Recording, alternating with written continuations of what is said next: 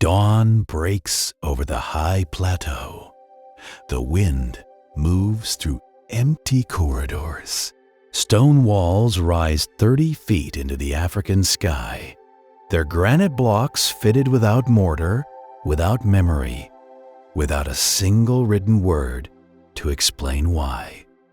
The great city stands silent. The people are gone. This is Great Zimbabwe, the greatest architectural achievement south of the Sahara before modern times. 20,000 people once called these stone enclosures home. They controlled an empire that stretched from the Indian Ocean to the Kalahari Desert. Gold and ivory flowed through their markets. Chinese porcelain sat on their tables. Persian glass beads adorned their bodies, and then, sometime in the mid-1500s, they simply walked away. No conquest, no plague, no fire, just absence. The question that has haunted archaeologists for over a century remains unanswered. Why did the people of Great Zimbabwe abandon the most powerful city in southeastern Africa? What force could drive 20,000 souls from stone walls that had sheltered their ancestors for 300 years? The ruins tell part of the story. The trade goods scattered in the soil whisper fragments of the truth. The oral histories of the Shona people preserve echoes of what happened. But the full answer requires us to understand not just how Great Zimbabwe fell, but what it was at the height of its power. We must walk through its markets when they thrived. We must stand in its courts when kings made decisions that would echo for centuries. We must feel the weight of a civilization that controlled more gold than any African power before the coming of Europeans. This is the story of a kingdom built on stone and gold, sustained by trade routes that connected 3 continents and ultimately undone by forces both human and environmental. It is a story of glory and mystery, of power and abandonment, and like the wind that moves through those empty corridors today, it carries lessons about the fragility of even the greatest human achievements. The sun climbs higher over the plateau. The stones warm under its touch, and the story begins not with an ending, but with a beginning, long before the walls rose, when this highland was simply a crossroads where the interior met the coast, and those who controlled the crossroads could control the flow of wealth itself. Chapter 1: The Crossroads of Gold. Geography is destiny, and the Zimbabwe Plateau possesses geography that ambitious people could turn into empire. 1,400 meters above sea level, this highland rises from the lowland forests like a natural fortress. The elevation brings cooler temperatures in a region where heat can kill. The granite bedrock provides both water and building material. Rivers flow year-round from the plateau springs, cutting fertile valleys through the grassland. The soil supports crops. The pastures sustain cattle, and most importantly, the plateau sits precisely between the gold fields of the interior and the merchant cities of the Indian Ocean coast. For centuries before Great Zimbabwe's rise, people recognized this strategic position. Small farming communities settled the plateau's river valleys around the 5th century. They grew sorghum and millet. They raised cattle and goats. They worked iron into tools and weapons. These early settlers belonged to the Bantu-speaking peoples who had been gradually expanding southward across Africa for over 1,000 years, bringing with them the technologies of ironworking and settled agriculture.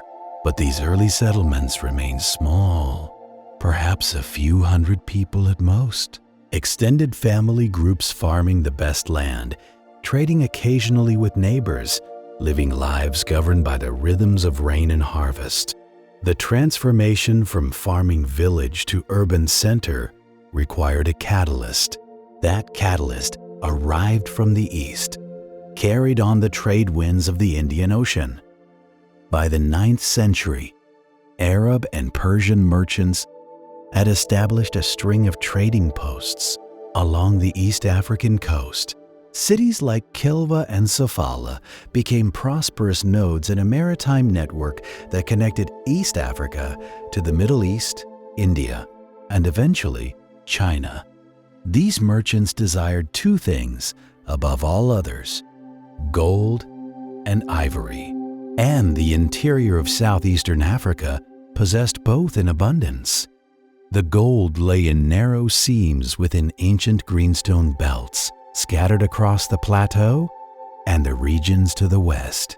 The ancestors of the Shona people had known about these deposits for generations, panning gold dust from streams or extracting small quantities from shallow surface workings. But large-scale exploitation required organization, labor, and most importantly, a reason to extract gold in quantities beyond what local communities needed for ornaments or ritual objects. The coastal merchants provided that reason.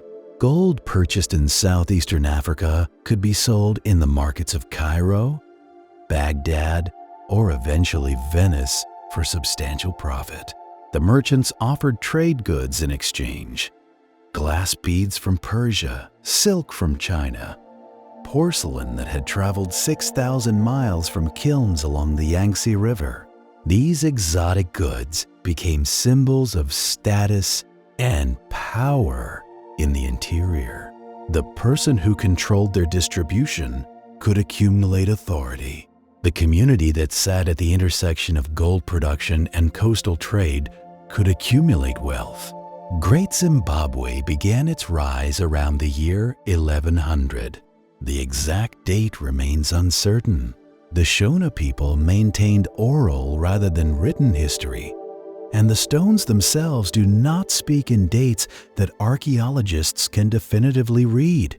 But by analyzing the layers of occupation, the evolution of pottery styles, and the dates of imported trade goods found in the archaeological record, scholars have reconstructed the broad outlines of the city's emergence. The location held obvious advantages. The site sits in the well-watered valley of a small river, ensuring year-round water supply. Massive granite domes rise directly from the valley floor, providing both natural defensive positions and an abundant supply of building stone that required no quarrying. The natural granite fractures into flat blocks perfect for construction when heated and then rapidly cooled, a technique the builders would eventually master.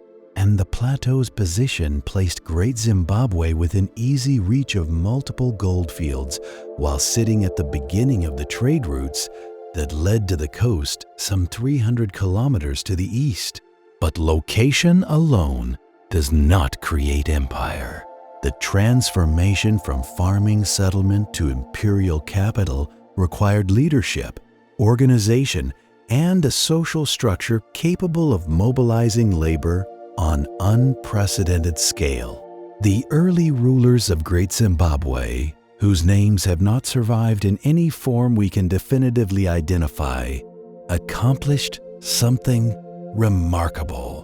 They created a system that could extract gold from distant workings, coordinate long-distance trade with the coast, manage large herds of cattle that represented stored wealth, and organize the construction of stone monuments that would endure for centuries. The archaeological evidence suggests that by the mid-1200s, Great Zimbabwe had become the dominant power on the plateau. The site now covered over 700 hectares. The population had grown from a few hundred to several thousand. And most dramatically, the builders had begun constructing the massive stone walls that would define the city's identity. 276,000 granite blocks.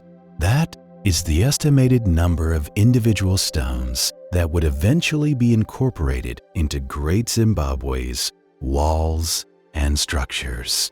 Each block had to be selected from the natural exfoliation of the granite domes, tested for structural soundness, shaped if necessary, and then fitted into place without benefit of mortar. The walls rose using only the careful placement of stone on stone, each block chosen to fit the space available, the weight of the upper courses holding the lower ones in place. The earliest walls served purely functional purposes. Low enclosures for cattle, platforms for important buildings, terraces cut into the granite hillside to create level spaces for construction.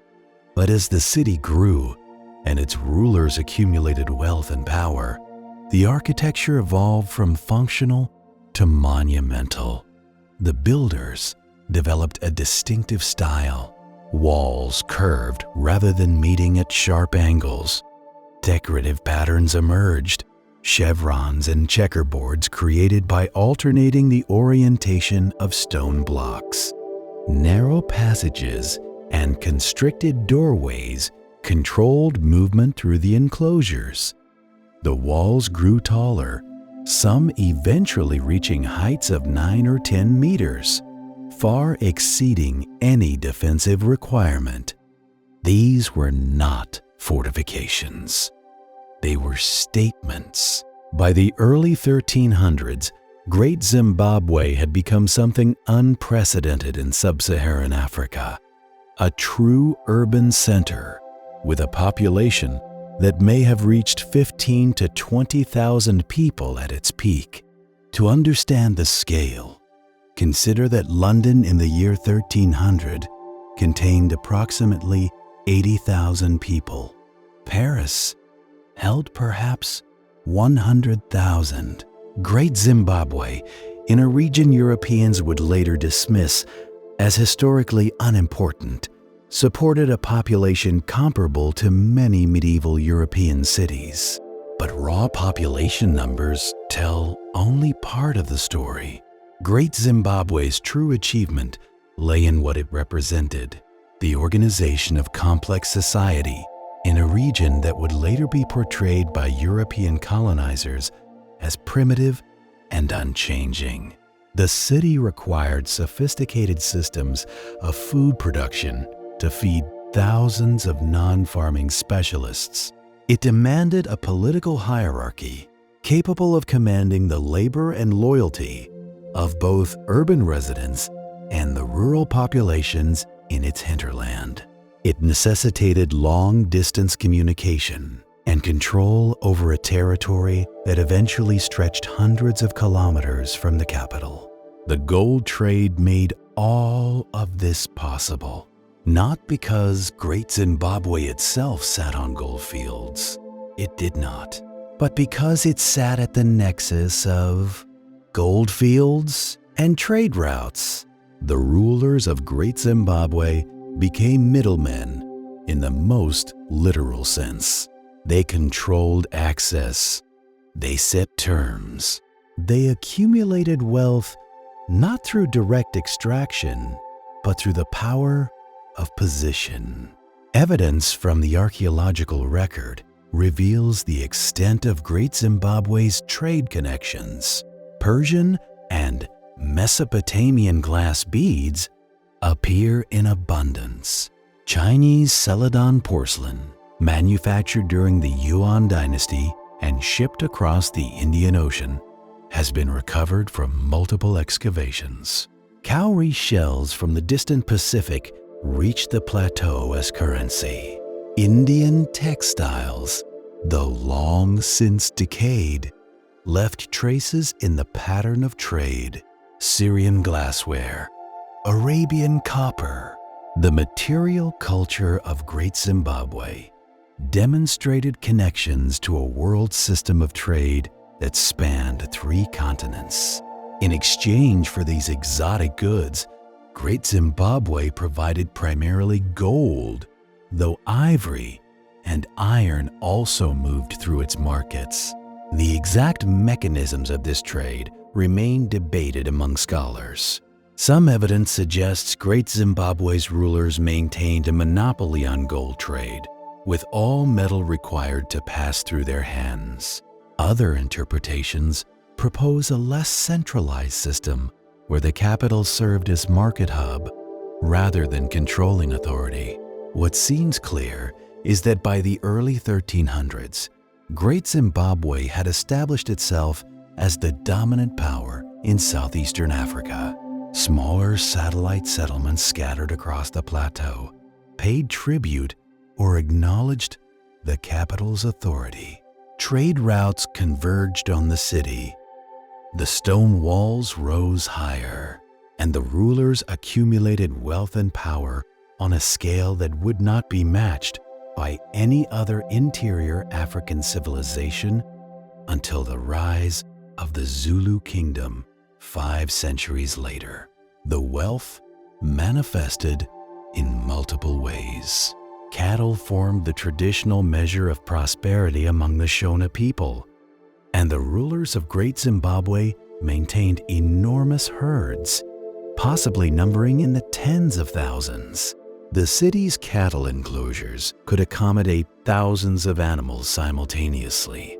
Archaeological analysis of bone deposits confirms that beef formed a significant portion of the urban diet, a privilege that marked the elevated status of city dwellers compared to rural farmers who rarely consumed their valuable cattle.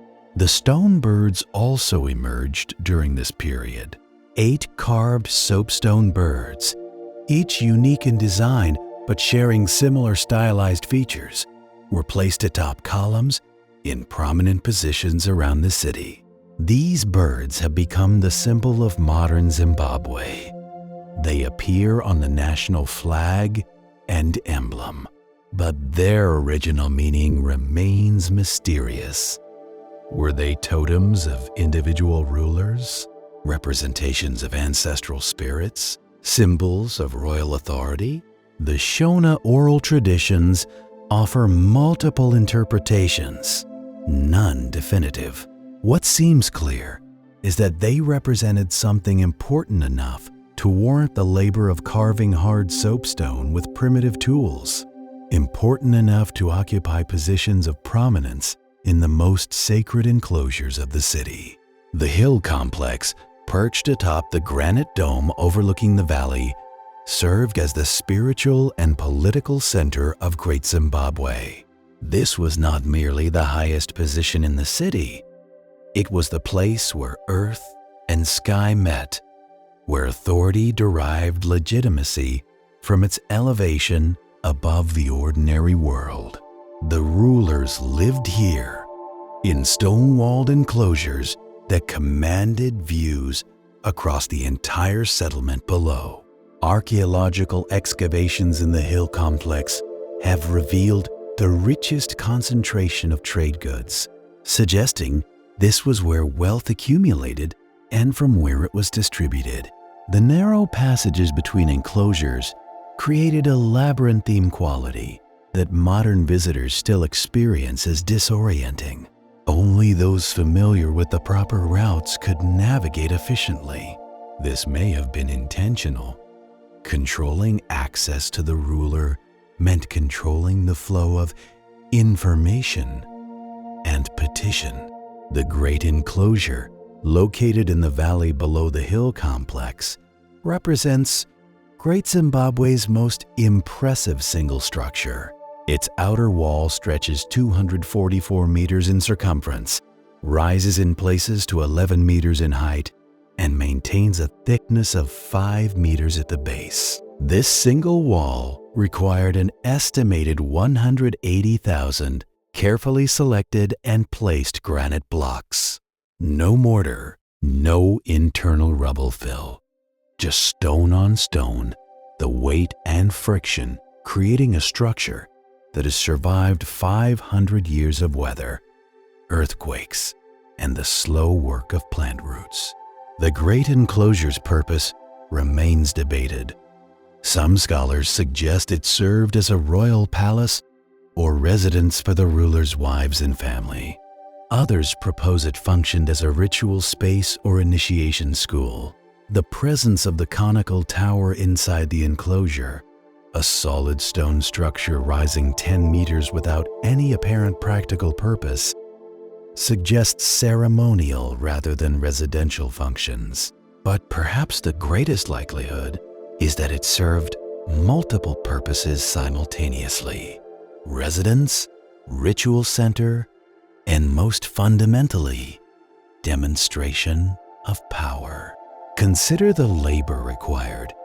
Geologist estimates suggest that constructing the great enclosure's outer wall alone would have required approximately 10,000 person-days of work. That translates to 100 workers laboring for 100 days, or 1,000 workers for 10 days. This represents only the wall construction itself, not the selection and initial shaping of stones from the granite domes, not the planning and layout, not the construction of internal structures. The organization necessary to mobilize, feed, house, and coordinate such labor forces speaks to a sophisticated political system. These were not slaves driven by whips. The archaeological record shows no evidence of slavery at Great Zimbabwe. Rather, this was likely a combination of tribute labor, where subject communities were required to provide workers for royal projects, and voluntary participation, where association with great works brought prestige to the participants and their home communities. By the early 1300s, Great Zimbabwe had become more than a city. It had become the center of an empire that contemporaries referred to as the Mutapa state, though this name would later be associated more strongly with the successor kingdoms that emerged after Great Zimbabwe's decline. The capital's influence extended across modern Zimbabwe and reached into Mozambique, Botswana, and South Africa. The empire functioned through a hierarchical system of authority. Great Zimbabwe stood at the apex. Regional centers, themselves featuring stone construction, though never matching the capital's scale, administered territories, and collected tribute. Village headmen maintained local order and organized the labor and goods required as tribute to the regional centers, and ultimately to Great Zimbabwe itself. This system generated enormous wealth for the capital. Gold dust flowed inward from the working sites. Cattle arrived as tribute and tax. Iron implements, copper ornaments, agricultural products, all moved toward the center. In exchange, the capital distributed the exotic trade goods obtained from the coast, the glass beads that marked status, the cloth that distinguished the wealthy from ordinary farmers, the porcelain that demonstrated connection to the wider world. The archaeological record shows that even in the smaller settlements subordinate to Great Zimbabwe, glass beads appear with frequency. This was not hoarding by the elite, it was strategic distribution.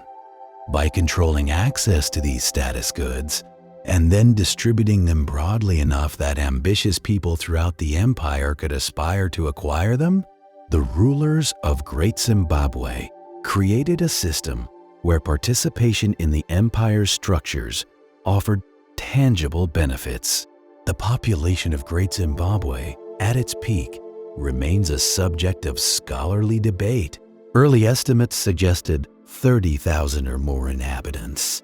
More recent analysis, based on the capacity of the stone enclosures, the spatial distribution of living areas, and the carrying capacity of the surrounding agricultural land, suggests a more conservative figure between 10 and 20,000 permanent residents. Even at the lower end of these estimates, Great Zimbabwe represented an unprecedented concentration of population in this region. Supporting this population required sophisticated agricultural systems. The surrounding valley and plateau provided agricultural land, but feeding thousands of non-farmers demanded more than subsistence production. Evidence suggests the Zimbabwe Plateau experienced generally favorable climate conditions during Great Zimbabwe's rise. Reliable rainfall supported both crops and pastures. The perennial rivers provided water during dry seasons. The agricultural surplus that cities require to exist was achievable. The diet of Great Zimbabwe's residents reflected both local production and long-distance connections. Sorghum and millet formed the staple grains, supplemented by legumes and various gathered plant foods. Beef consumption occurred at rates far higher than in rural settlements, a direct demonstration of wealth and status. Wild game contributed protein, though hunting was likely controlled by royal authority. And from the coast came salt, an essential nutrient that the interior plateau lacked.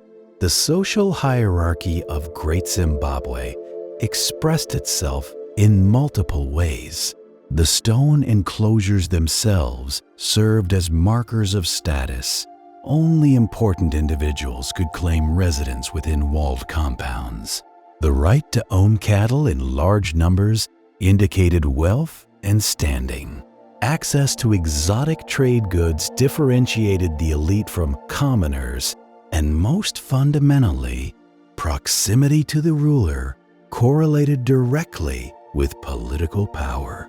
The Shona kingship system, which continued in later states, likely prevailed at Great Zimbabwe as well.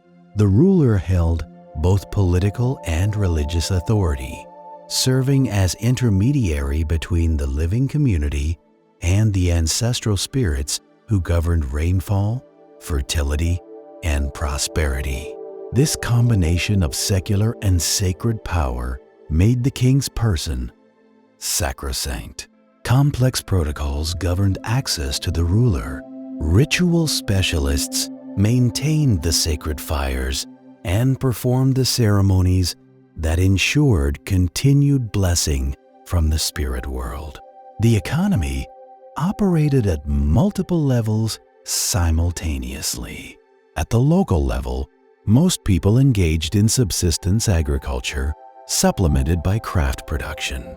Some specialized in pottery, others in ironworking, others in weaving. These goods circulated through local markets and kinship networks. At the regional level, tribute flowed upward through the political hierarchy, while status goods flowed downward as gifts and payments. And at the imperial level, gold and ivory moved outward toward the coast, while exotic trade goods moved inward toward Great Zimbabwe. The gold fields that sustained Great Zimbabwe's wealth lay primarily to the west and southwest of the capital. The exact mechanisms of gold production remain somewhat mysterious. No large-scale mining operations from this period have been definitively identified. Instead, the evidence suggests a combination of methods: small-scale extraction from surface deposits, panning of gold-bearing streams, shallow excavations following visible gold-bearing quartz veins. The labor was probably seasonal, organized by local communities under direction from Great Zimbabwe's appointed officials. The gold itself traveled to the coast in the form of dust, small nuggets, or simple ornaments. Arab and Persian merchants at coastal entrepôts like Sofala purchased the gold using the exotic goods that would then make the return journey to Great Zimbabwe. This Indian Ocean trade network had existed for centuries before Great Zimbabwe's rise, but the capital's emergence created unprecedented demand for gold and unprecedented organization in its supply. By the mid-1300s, Great Zimbabwe had reached the zenith of its power and prosperity. The stone walls stood complete in their essential form. The population had stabilized at its maximum sustainable level. Trade goods flowed through the city's markets. The hill complex gleamed with the wealth of accumulated generations. The rulers commanded an empire that stretched across hundreds of thousands of square kilometers. And yet, within a century and a half, this would all be gone. The walls would stand empty. The markets would fall silent. The population would scatter to new centers. The empire would fragment into competing successor states. The name Zimbabwe, which derives from the Shona phrase Zimbabwe, meaning houses of stone, would persist, but the place itself would become a mystery that later generations would struggle to explain. What happened? That question has puzzled archaeologists, historians, and the descendants of the Shona people for centuries. The stones preserve no written explanation. The Portuguese, who arrived on the coast in the late 1400s, found Great Zimbabwe already abandoned and gathered second-hand accounts that mixed fact with legend. The Shona oral histories preserve fragments of memory, but the catastrophe that scattered the population was so complete that even oral tradition struggles to maintain coherent narrative.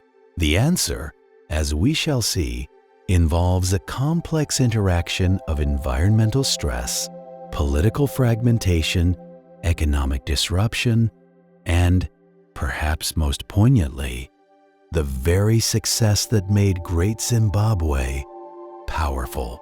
The empire created systems and dependencies that functioned brilliantly under favorable conditions. When those conditions changed, the systems that had generated prosperity became mechanisms of collapse.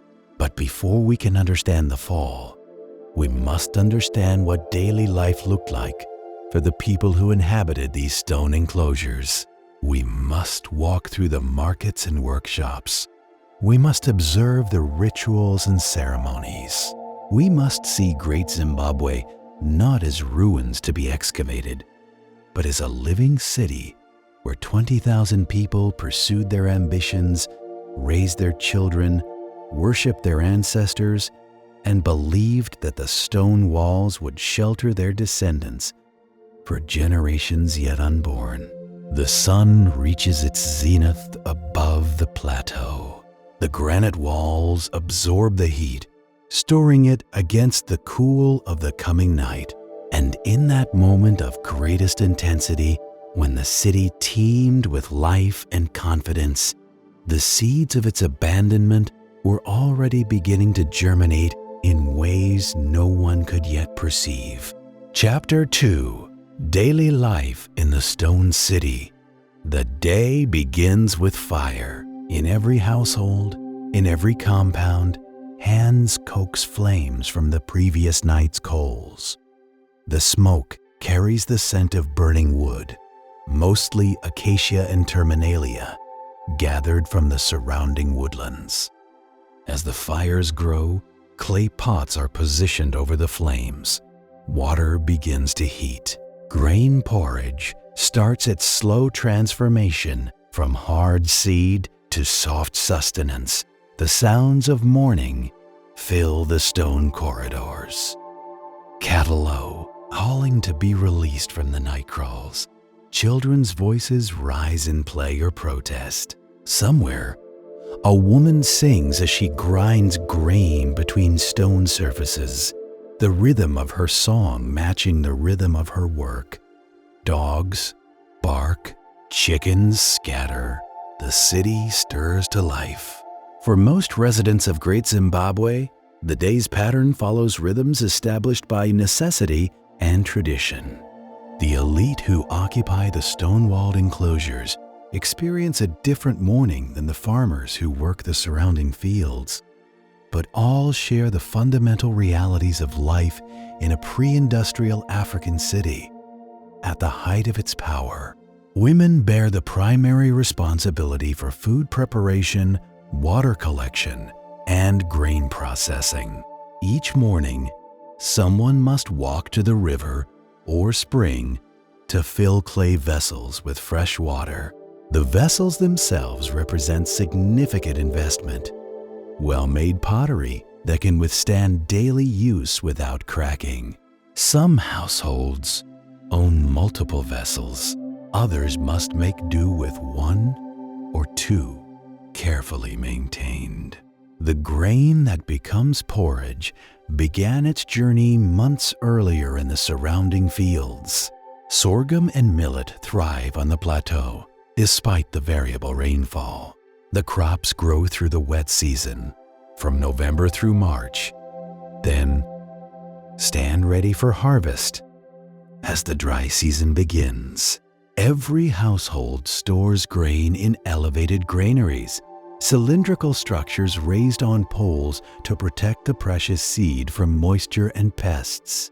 A family's granary represents their food security for the entire year. A failed harvest means hunger.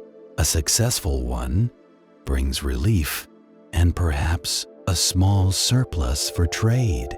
The preparation of that grain into edible form requires hours of labor. First, the hard kernels must be pounded in a large wooden mortar using a heavy pestle. The rhythmic sound of this pounding echoes through settlements across Africa, a sound that has marked morning routines for thousands of years. The pounded grain must then be winnowed to separate the edible portion from the chaff. Finally, it can be ground into flour between flat stones, the constant circular motion slowly reducing grain to powder, fine enough to cook into smooth porridge. For families wealthy enough to own cattle, milk supplements the morning meal. But cattle represent wealth and status. They are not casually consumed. The animals provide milk, occasionally blood drawn from a vein without killing the animal, and very rarely meat. Most families reserve cattle slaughter for special occasions, weddings, funerals, important rituals. The truly wealthy maintain herds numbering in the hundreds. Ordinary families might own a handful of animals, or none at all. The elite families residing within the stone enclosures enjoy advantages that separate them from common farmers. Their homes feature more space, better construction, superior furnishings. They own more cattle, more exotic trade goods, more of everything that makes life comfortable. But even the wealthiest residents of Great Zimbabwe live lives that would seem austere by modern standards. There is no running water, no electricity, no mechanical devices beyond the simple lever and wheel. Wealth expresses itself in abundance of basic goods, not in technological comfort. As the morning progresses, the city's various specialists begin their work. Potters shape clay into vessels, cooking pots, storage jars, water carriers, serving bowls. The clay comes from specific deposits near the river. Clay that fires to a hard, durable ceramic. The potters have learned through generations which clay works best, what temper materials to add, how hot the fire must burn, how long to maintain the heat. Their finished products circulate through local markets or fulfills specific commissions from wealthy patrons. Iron workers maintain forges where they smelt ore into workable metal and shape that metal into tools, weapons, and ornaments. The technology of ironworking has been known in this region for over 1,000 years, but it remains specialized knowledge, requiring skill and experience. The iron worker must know which stones contain ore, how to construct a furnace that achieves sufficient heat, how to work the bellows that force air into the fire when the metal has reached the proper temperature for hammering. An iron hoe blade, properly made, can serve a farmer for years. A spear point might determine the outcome of a hunt or a conflict. These are not casual products. Weavers work looms, creating textiles from cotton or bark fiber. The locally produced cloth serves everyday needs, but the truly prestigious textiles arrive from the coast, Indian cotton of exceptional quality, sometimes silk from even more distant lands. These imported fabrics mark status as clearly as any badge of office. The person who wears foreign cloth demonstrates connection to the trade networks that define Great Zimbabwe's power. Carvers work soapstone, ivory, and wood. The great stone birds represent the pinnacle of this craft, but ordinary carvers produce simpler goods, decorative elements for important buildings, ritual objects, ornamental implements. The carving of hard soapstone requires patience and skill. The stone must be shaped using other, harder stones as tools, abrading the surface slowly through repeated rubbing. The iconic Zimbabwe birds may have required months or even years to complete. The markets form the economic and social heart of the city. These are not permanent structures with roofs and walls. Instead, open areas between the stone enclosures become gathering places where goods and people circulate. Women arrive with baskets of vegetables from their gardens. Men bring game meat from hunting expeditions. Craft specialists offer their wares. And, most importantly, trade goods from distant lands change hands.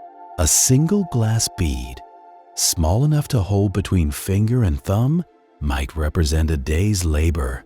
These beads arrive in Great Zimbabwe by the thousands, having traveled from Persia or Mesopotamia, across the Indian Ocean, up the Swahili coast to ports like Kilwa or Sofala, then inland along the trade routes to the plateau.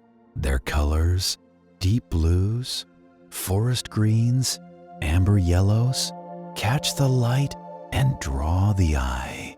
Strung together, they create necklaces and bracelets that mark the wearer as someone of means. The beads serve multiple functions. They are ornaments, certainly, but also currency, stored wealth, and social markers. A young woman preparing for marriage accumulates beads as part of her dowry. A successful trader displays his prosperity through the beads worn by his wives. A political patron distributes beads to bind supporters to his cause. The flow of these small glass objects through Great Zimbabwe's economy creates a network of obligation, aspiration, and relationship. Beyond the exotic trade goods, ordinary commerce sustains daily life. Food changes hands. Dried meat, fresh vegetables, ground grain flour, clay pots of beer brewed from sorghum. Services are negotiated. A craftsman agrees to make an implement in exchange for grain or livestock. Information flows alongside goods. News from the goldfields, reports of political developments, gossip about important families, stories from travelers. The market operates without coined money. Instead, Exchange occurs through barter, credit, and obligation. A farmer provides grain to a potter who will later reciprocate with clay vessels. A hunter supplies meat to a family, creating an obligation that might be repaid in the future through labor or political support. The wealthy distribute gifts that create loyalty and dependency. This is an economy of relationships as much as an economy of goods. By midday, the sun beats down with intensity that drives people to seek shade. The stone walls absorb and radiate heat. Those who can retreat indoors into traditional structures where thick thatch and clay walls provide insulation. Others find shade under trees or awnings. Work continues, but at a slower pace. This is not a society governed by clock time. There are no hours to punch, no shifts to complete. Instead, work adapts to the day's rhythm. Intense activity in the cool morning, reduced effort during the brutal midday heat, renewed activity as afternoon brings relief. The children of Great Zimbabwe grow up in a world structured by both tradition and innovation. Young children remain close to their mothers, learning through observation and participation. A girl watches her mother grind grain and gradually takes over portions of the task. A boy accompanies his father to the cattle corral and learns the skills of animal husbandry. This is education through apprenticeship. No formal schools, no written texts, but a steady transmission of essential knowledge from generation to generation. As children mature, they enter the complex social systems that define Shona culture. Initiation ceremonies mark the transition from childhood to adulthood. These rituals, often conducted in secrecy and sometimes in the isolated enclosures that serve sacred purposes, transform individuals into full members of the community. The exact nature of these initiations remains largely unknown to outsiders. Such knowledge was and is jealously guarded, but the archaeological evidence suggests that certain stone enclosures, particularly in the hill complex, served ritual functions connected to these transformative ceremonies. The Shona kinship system emphasizes extended family and clan relationships. An individual's identity derives not primarily from personal achievement, but from position within a network of relationships. You are identified by your clan totem. Perhaps you belong to the Heart Clan, or the Elephant Clan, or the Fish Clan. Your totem determines certain obligations and prohibitions. You cannot eat the animal that represents your totem. You owe loyalty and support to others who share your totem, even if they are strangers. Marriage creates new bonds between families and clans. The process involves negotiation, with the groom's family providing bride wealth to the bride's family, typically cattle, but in wealthy families, perhaps exotic trade goods as well. This is not purchase. It is compensation to the bride's family for the loss of her labor and fertility, and it creates ongoing obligations between the two families. A successful marriage unites not just two individuals, but two extended kinship networks.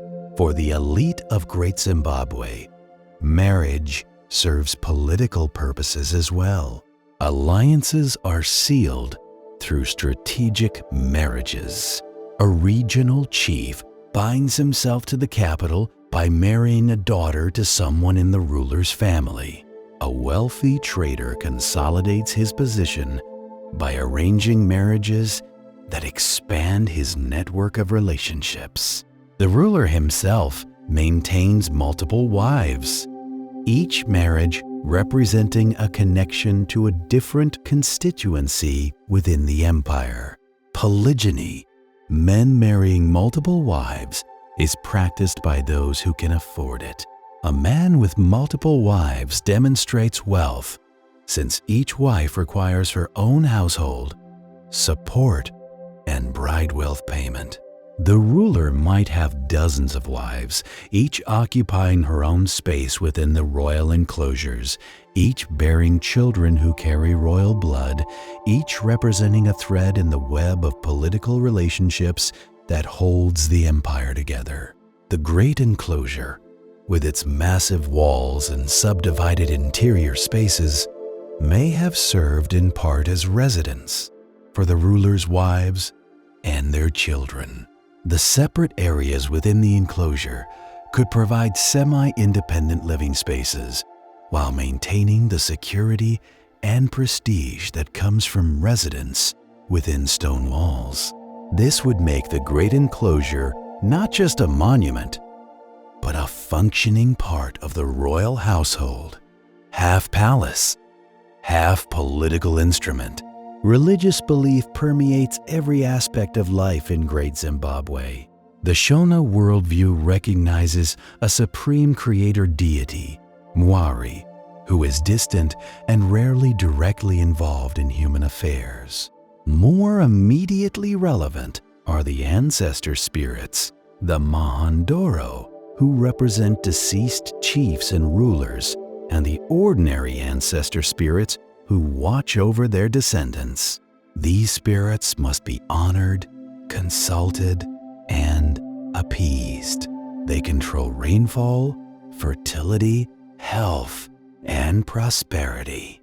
The living communicate with the ancestors through spirit mediums, individuals, often elderly, who enter trance states and channel the voices of the dead. These mediums hold enormous influence. A spirit medium speaking with the voice of a deceased great chief can make pronouncements that current rulers ignore only at great risk. The mediums serve as a check on political power, tradition speaking to the present through the voices of the past. Rain holds particular importance. The Zimbabwe Plateau's agriculture depends entirely on rainfall concentrated in a 5-month wet season. Too little rain means crop failure, hunger, and potential disaster. Too much rain at the wrong time can also damage crops. The ancestors control the rain. Therefore, maintaining proper relationship with the ancestors becomes literally a matter of survival. Annual ceremonies mark the agricultural calendar. Before planting, rituals ensure ancestral blessing for the coming season. At harvest, Thanksgiving ceremonies honor the spirits for their provision. Throughout the year, smaller rituals maintain the essential connection between the living community and the spirit world. The ruler, as the most important living intermediary with the ancestors, bears primary responsibility for conducting these ceremonies correctly. The hill complex serves as the primary sacred center. Here, the ruler maintains communication with the most powerful ancestors. Here, the sacred fires burn that must never be allowed to completely extinguish. Their continued burning symbolizes the continuity of the kingdom itself. Here, the most important rituals occur, screened from ordinary view by the high walls and the labyrinthine layout that controls who can reach the inner sanctums. Archaeological evidence from the hill complex reveals the richest concentration of ritual objects. Fragments of imported pottery suggest ceremonial use of exotic vessels. The soapstone birds occupied positions of prominence. Small clay figurines, possibly representing ancestors or spirits, appear in excavations. The spatial arrangement itself suggests ritual purpose. Certain areas accessible only through narrow passages. Certain platforms commanding views that serve symbolic rather than practical functions. Music accompanies most ceremonies. Drums, made from hollowed logs with animal hides stretched taut across one or both ends, provide rhythm. Thumb pianos, baira, create melodic patterns that can induce trance states. Singing, often in call and response patterns, binds the community together in shared purpose. The music of Great Zimbabwe has not survived in any direct form. No recordings, obviously, no written notation, but the instruments and musical traditions of later Shona culture provide hints about what those ceremonies might have sounded like. As afternoon transitions to evening, the city's pace changes again. People return from fields and workshops. Cattle come home to their kraals, lowing as herders guide them through the familiar paths. The evening meal begins preparation. More grain porridge, perhaps supplemented with vegetables, occasionally with meat or milk. As the sun lowers toward the horizon, the harsh heat gives way to more comfortable temperatures. This is the social hour. With the day's labor complete and the evening meal cooking, people gather to talk. News is exchanged. Stories are told. Disputes are mediated. Marriages are arranged. Political alliances are negotiated. In a society without mass media, without telecommunications, without literacy, for most people, face-to-face interaction is how information flows. The person who positions themselves at the center of these social networks wields influence independent of formal political position.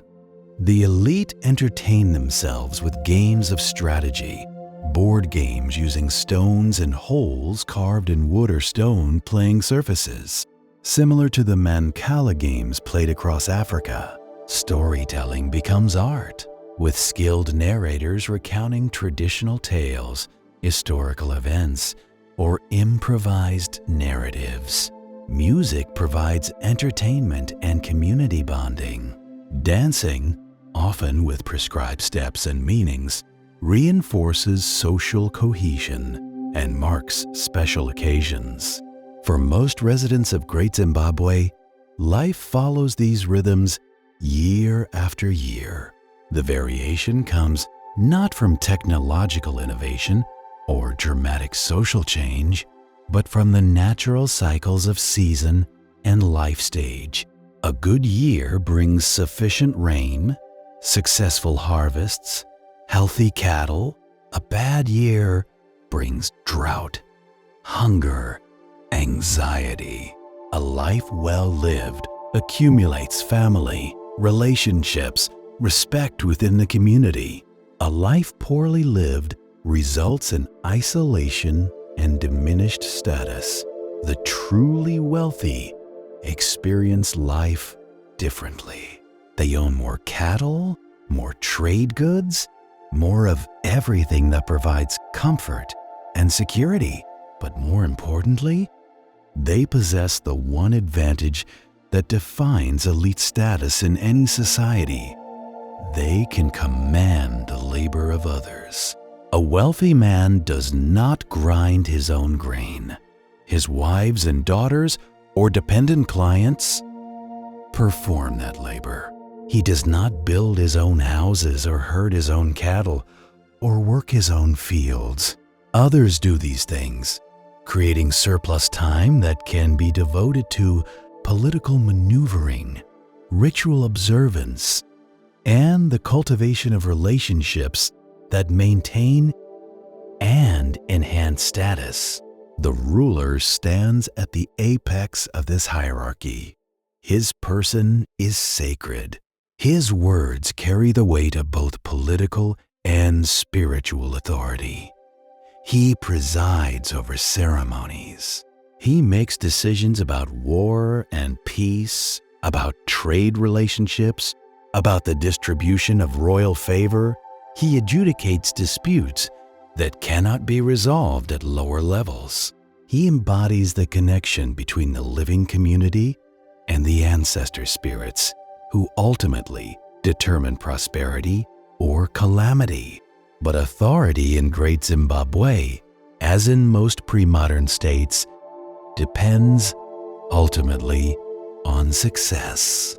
The ruler must deliver prosperity. The rains must come. The harvests must succeed. The trade routes must function. The gold must flow. When these conditions prevail, authority seems natural and eternal. When they falter, even the most firmly established power can fragment. By the late 1300s, Great Zimbabwe's systems functioned with the efficiency of long practice. The stone walls stood complete. The trade networks operated smoothly. The gold moved to the coast and exotic goods returned. The population had stabilized at its maximum sustainable level. The ceremonies maintained connection with the ancestors. Everything worked because it had worked for generations. But systems that function efficiently under favorable conditions can become brittle when conditions change. The very specialization and hierarchy that made Great Zimbabwe powerful also created dependencies. The city's large population required constant food supply from surrounding regions. The elite's wealth derived from controlling trade that depended on coastal markets. The political authority rested on the ruler's ability to deliver prosperity through proper relationship with the ancestors. What happens when the rains become irregular? When the gold fields begin to play out? When trade routes shift and new commercial centers emerge? When accumulated environmental damage reduces the carrying capacity of the land itself? These questions would be answered in the century and a half that followed Great Zimbabwe's peak. The answers would transform the Zimbabwe Plateau's political geography and leave the great stone walls standing empty, slowly weathering under the sun and rain, waiting for archaeologists centuries later to puzzle over their silence. The evening deepens into night. The fires burn lower. Conversations quiet. Children are called to sleep. The cattle settle in their kraals. The stone walls, which absorbed heat all day, now slowly release it into the cooling air.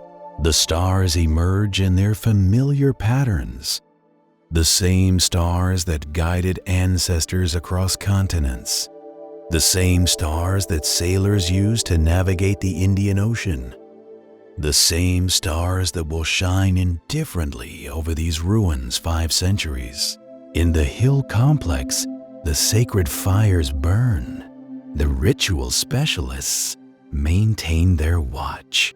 The ruler, in his stone-walled compound, perhaps contemplates the responsibilities of his position, or perhaps simply sleeps the sleep of someone whose authority seems as permanent as the stone walls that surround him. Tomorrow will dawn with the same routines. Water will be carried, grain will be ground, cattle will be herded, craftsmen will work their trades, the markets will gather. Life will continue as it has continued for generations. The system works, the empire functions, the walls stand strong. And in that very strength, in that very success, lie the seeds of transformation that no one in Great Zimbabwe can yet perceive. The story now must turn from the daily rhythms of life to the larger forces, environmental, economic, political, that would ultimately empty these stone enclosures and scatter the people who built them. But before we examine those forces, we must understand one more aspect of Great Zimbabwe's world: the web of trade and power that connected this African highland to the merchants of the Indian Ocean and beyond. The night settles fully over the plateau. The last voices fade.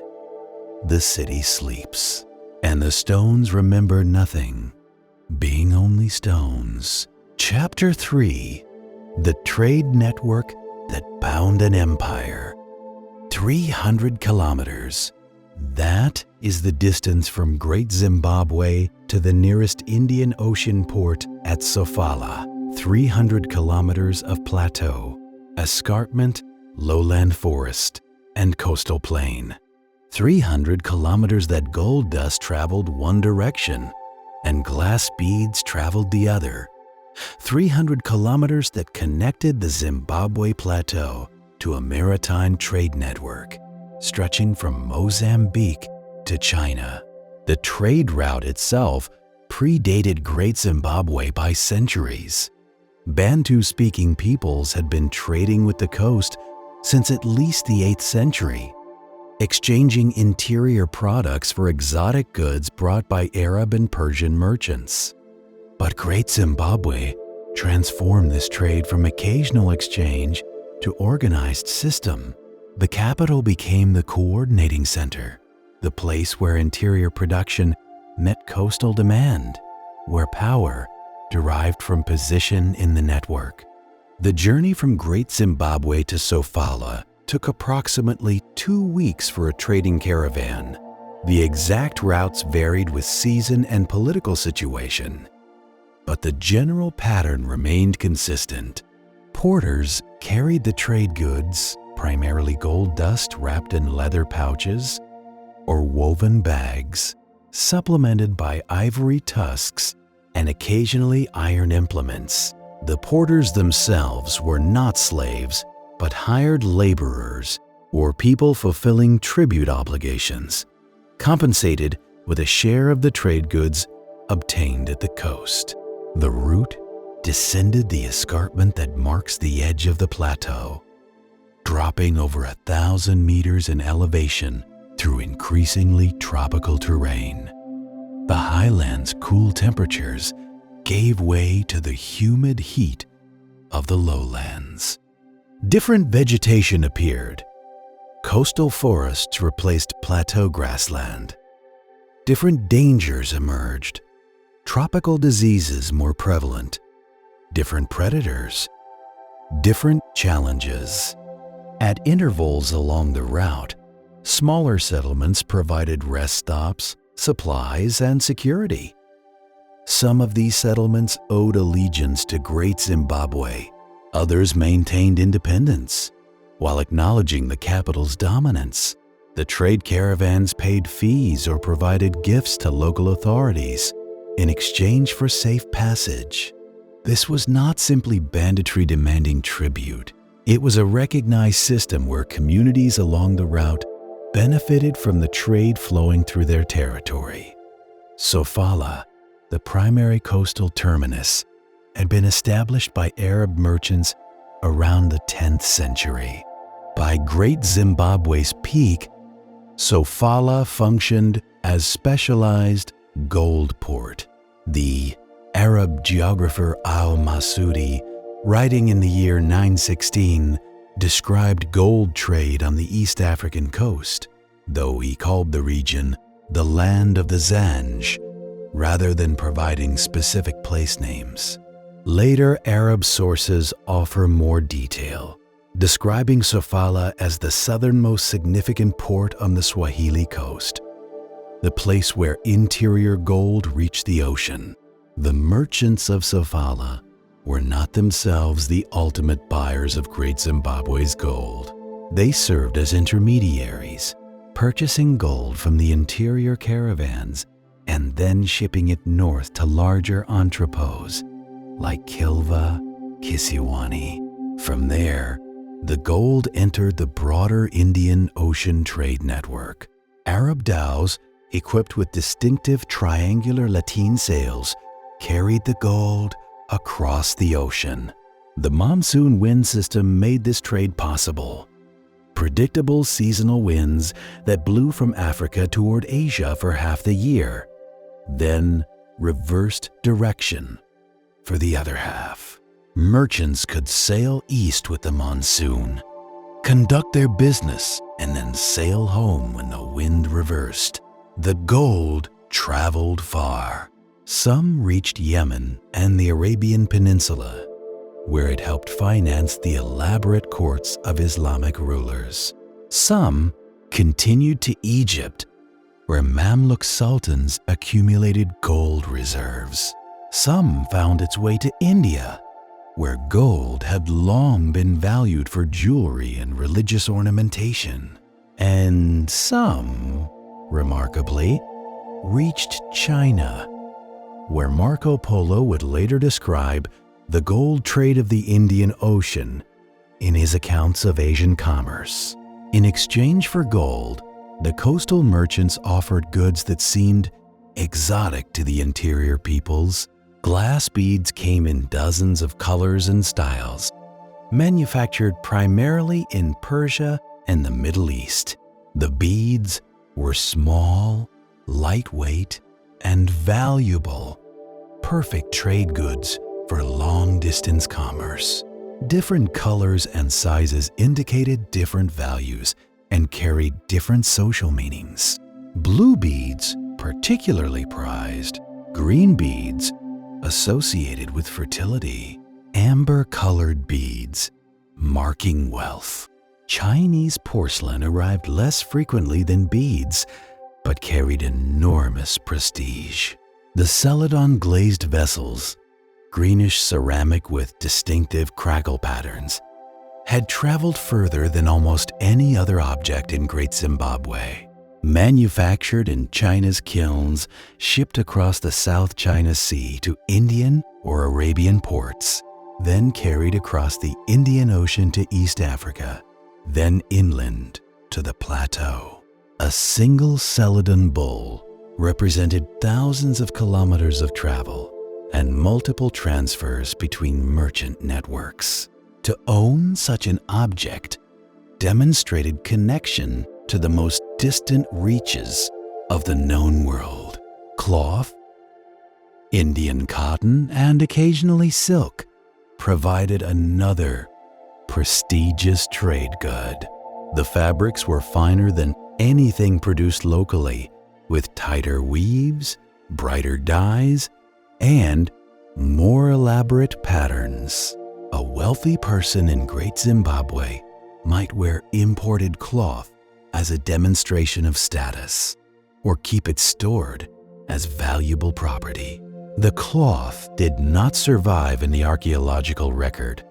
Organic materials decay in African conditions, but fragments and impressions suggest its presence.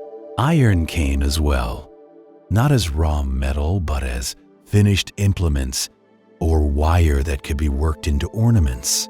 Indian steel had a reputation for exceptional quality.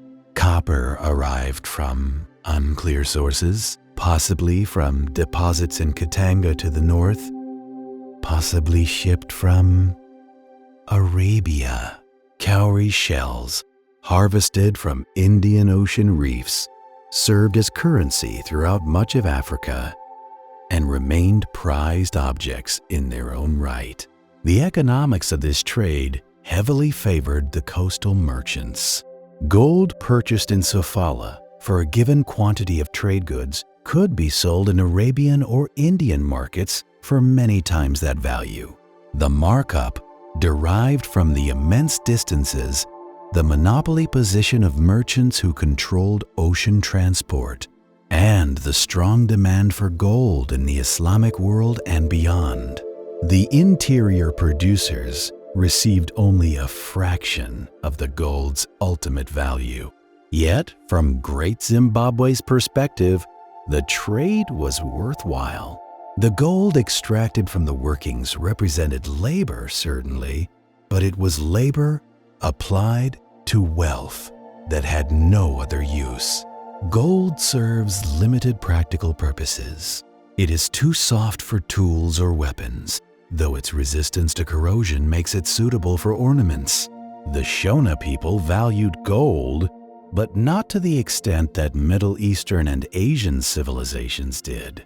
Trading gold for glass beads, cloth, and porcelain brought goods that had social value greater than the metal itself. The rulers of Great Zimbabwe understood that controlling this trade meant controlling the flow of prestige goods, and controlling prestige goods meant controlling the means by which people demonstrated and achieved status. This was power in its most fundamental form, not the crude power of violence, though that existed too, but the subtle power of determining what mattered in society. The trade network required constant maintenance. Relationships with coastal merchants had to be preserved through gift-giving, fair dealing, and reliable supply. The caravan routes needed security. The gold fields required organization and labor. The satellite settlements that fed gold to Great Zimbabwe needed incentives to continue their participation. The system held together through a combination of economic benefit, political authority, and cultural cohesion. Archaeological evidence reveals the extent of Great Zimbabwe's commercial reach. Glass beads at the site number in the thousands. Chinese celadon sherds appear regularly in excavations.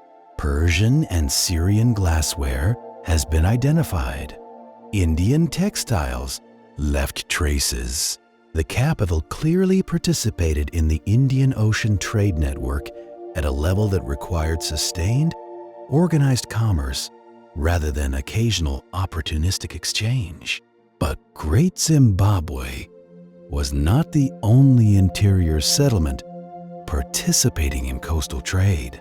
Other centers existed, though none achieved Zimbabwe's scale or dominance.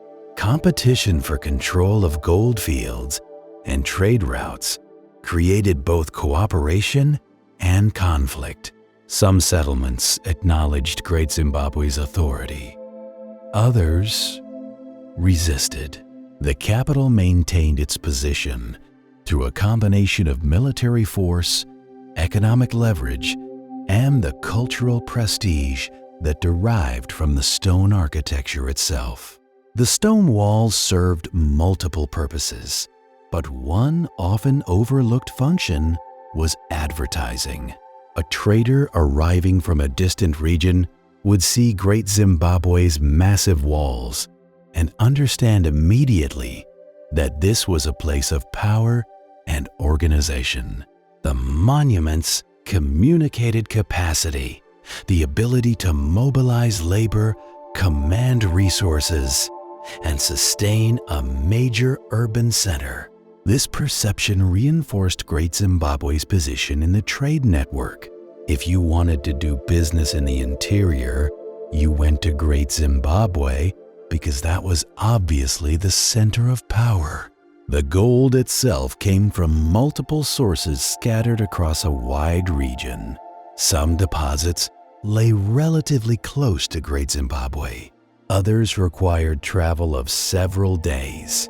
The gold occurred in narrow quartz veins within greenstone belts, ancient volcanic rocks that had been metamorphosed by heat and pressure.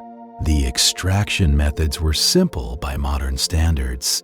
Workers would heat the quartz with fire, then rapidly cool it with water, causing the rock to fracture. The fractured quartz could then be broken apart, and the gold-bearing portions crushed and panned. The labor at the gold fields was probably organized through tribute requirements. Regional authorities themselves, subordinate to Great Zimbabwe, would have coordinated the work. The gold extracted would have been collected, perhaps assayed or tested for purity, and then transported to the capital or directly to the coast. The exact mechanisms remain somewhat unclear. This was not a centralized industrial operation, but rather a dispersed system of small-scale extraction, coordinated through political relationships. Ivory provided a secondary trade good, the one that would become increasingly important in later centuries. The African elephant population was far larger than today, and elephants ranged across much of southeastern Africa. Hunters pursued elephants, both for their meat and for the ivory tusks that commanded high prices on the coast. Ivory carving was prized in India and China, where craftsmen created intricate sculptures and inlays. A single large tusk could be worth a substantial quantity of trade goods. The hunt itself was dangerous and required skill. Elephants are formidable animals, intelligent and capable of killing hunters who lack caution. The Shona developed hunting techniques passed down through generations, using poison-tipped spears, constructing pit traps, coordinating groups of hunters to drive animals into killing zones. A successful hunt brought not just ivory, but also meat for the community and prestige for the hunters. The trade network that sustained Great Zimbabwe extended beyond goods to include information and cultural influence. Travelers carried news, stories, and ideas along with their commercial cargo. Swahili merchants who visited the interior brought Islam with them, though it appears not to have taken root on the plateau during Great Zimbabwe's era. The rulers remained committed to traditional Shona religious practices, and the ancestor worship system showed no signs of displacement by the Islamic faith that dominated the coast. But cultural exchange occurred nonetheless. Architectural ideas may have traveled inland. Some scholars suggest that the distinctive decorative patterns on Great Zimbabwe's walls show possible Islamic influence, though this remains debated. Musical instruments, cooking techniques, crops, stories, all these could have moved along the trade routes. The trade network was not just an economic system, but a channel for the movement of culture and knowledge. By the late 1300s, this network had functioned successfully for nearly 2 centuries. Great Zimbabwe had grown wealthy from its position at the center. The coastal ports prospered from their role as intermediaries. Merchants accumulated fortunes. The system appeared stable and self-sustaining. Gold flowed east. Glass beads and porcelain flowed west. Everyone benefited, but dependence created vulnerability. Great Zimbabwe's prosperity rested on several assumptions: that the gold fields would continue producing, that the coastal markets would continue buying, that the trade routes would remain secure, that the political relationships that held the system together would endure. When those assumptions began to fail, the entire structure would prove less resilient than the stone walls suggested. The evening light fades over the plateau. Another day of commerce has concluded. In the markets of Great Zimbabwe, merchants tally their exchanges. In the workshops, craftsmen store their tools. In the royal enclosures, officials contemplate the state of the empire. The system works. The trade flows. The wealth accumulates. Tomorrow, the caravans will depart again, heading eastward toward the coast, carrying gold dust wrapped in leather, pursuing profit through the ancient routes. And somewhere to the north, To the south, in the goldfields and the subject territories, forces are beginning to stir that will ultimately transform everything these people have built. Chapter 4. The first cracks in the foundation. The rains did not come. Or they came late. Or they came with such violence that they washed away the young crops rather than nurturing them. The exact pattern varied from year to year, but the overall trend became unmistakable by the late 1300s. The climate that had blessed Great Zimbabwe's rise was shifting. Climate change is not a modern phenomenon. Throughout human history, relatively small shifts in temperature and precipitation patterns have reshaped civilizations. The medieval warm period, roughly from the year 950 to 1250, created favorable conditions across much of the world. Agriculture thrived, populations grew, trade networks expanded. Great Zimbabwe rose during this period of climatic optimism. But around the year 1300, global temperatures began a gradual decline that would eventually be called the Little Ice Age. In southeastern Africa, this manifested not primarily as cold, the tropical latitude prevented that, but as increased rainfall variability. The reliable wet seasons became less reliable. Some years brought adequate rain, others brought drought. The predictability that agriculture requires began to erode. For a city of 20,000 people, rainfall variability translates directly to food security crisis. Great Zimbabwe's population had grown to the maximum sustainable level under favorable climate conditions. The surrounding agricultural land was fully utilized.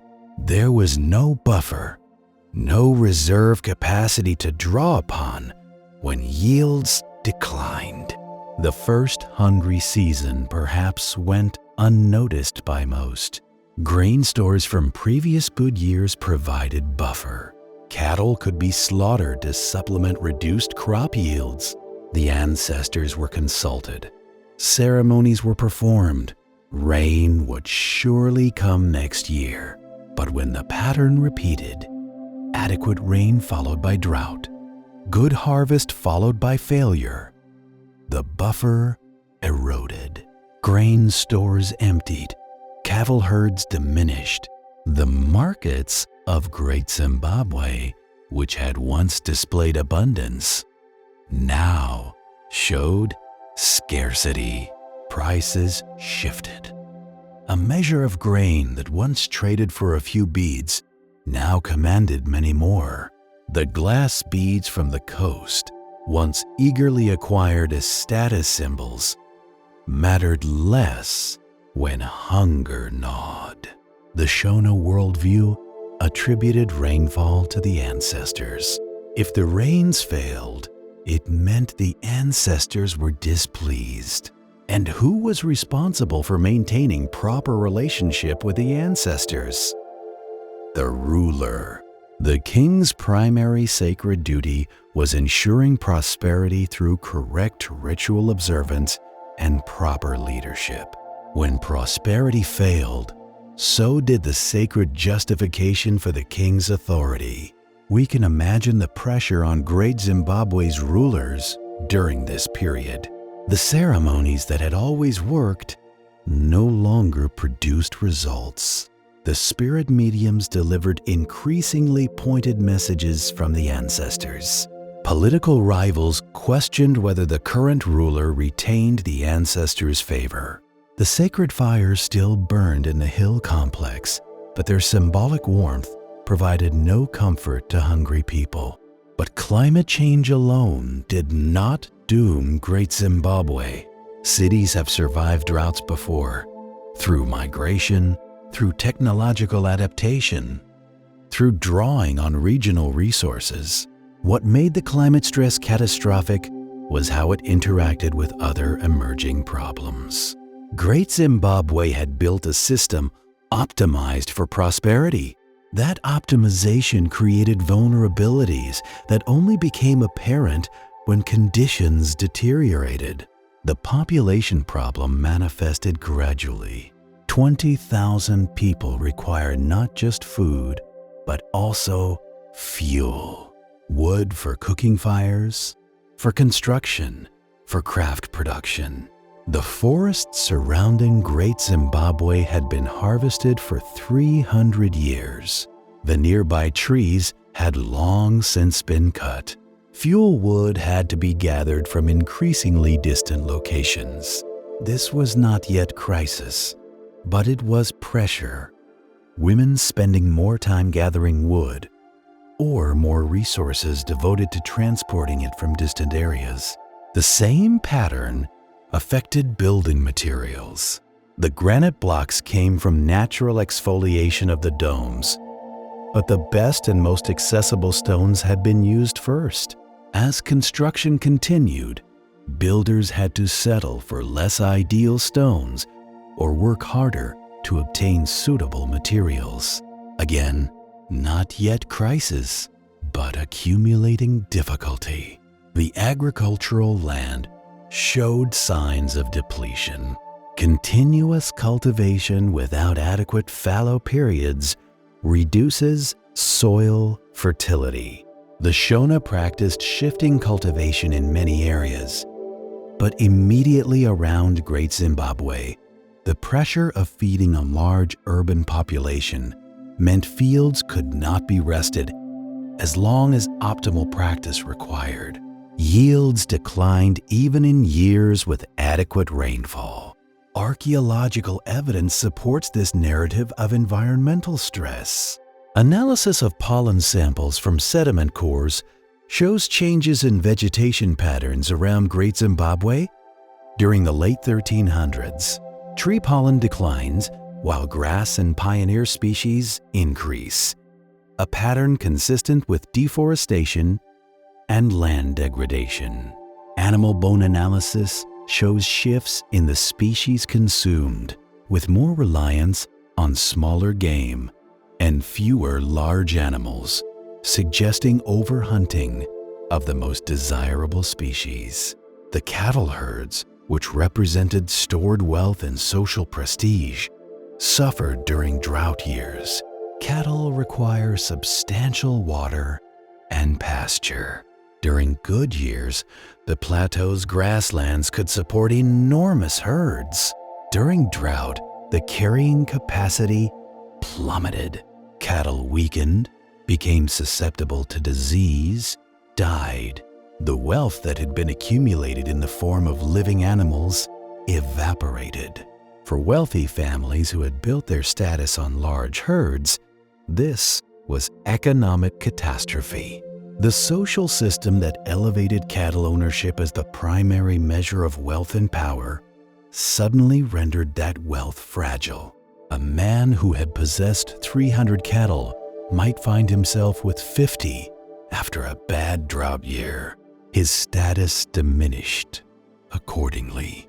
His ability to fulfill social obligations, providing bride wealth, hosting feasts, distributing gifts, disappeared along with his herd. This created social instability at the elite level. Traditional hierarchies based on cattle wealth became less fixed. Ambitious individuals without large herds but with access to other resources, particularly control of trade goods or gold fields, could challenge established authority.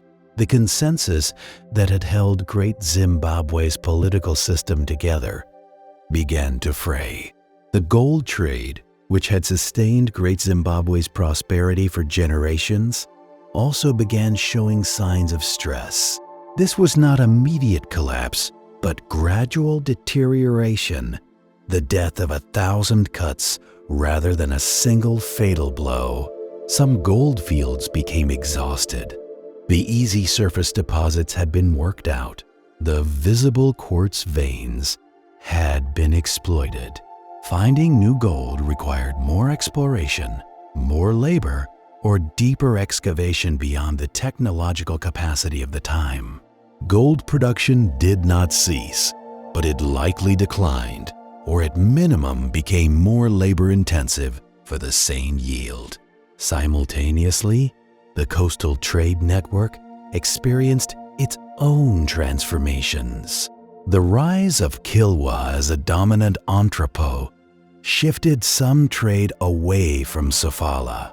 Portuguese explorers were beginning to probe down the African coast. They would reach Sofala by 1497, though their impact during Great Zimbabwe's decline was minimal. More importantly, Arab and Swahili merchants were developing relationships with other interior polities, reducing Great Zimbabwe's monopoly position. Competition emerged from other interior centers. Settlements to the north began consolidating power. The region that would later become the core of the Mutapa kingdom showed increasing organization and ambition. These northern centers had advantages.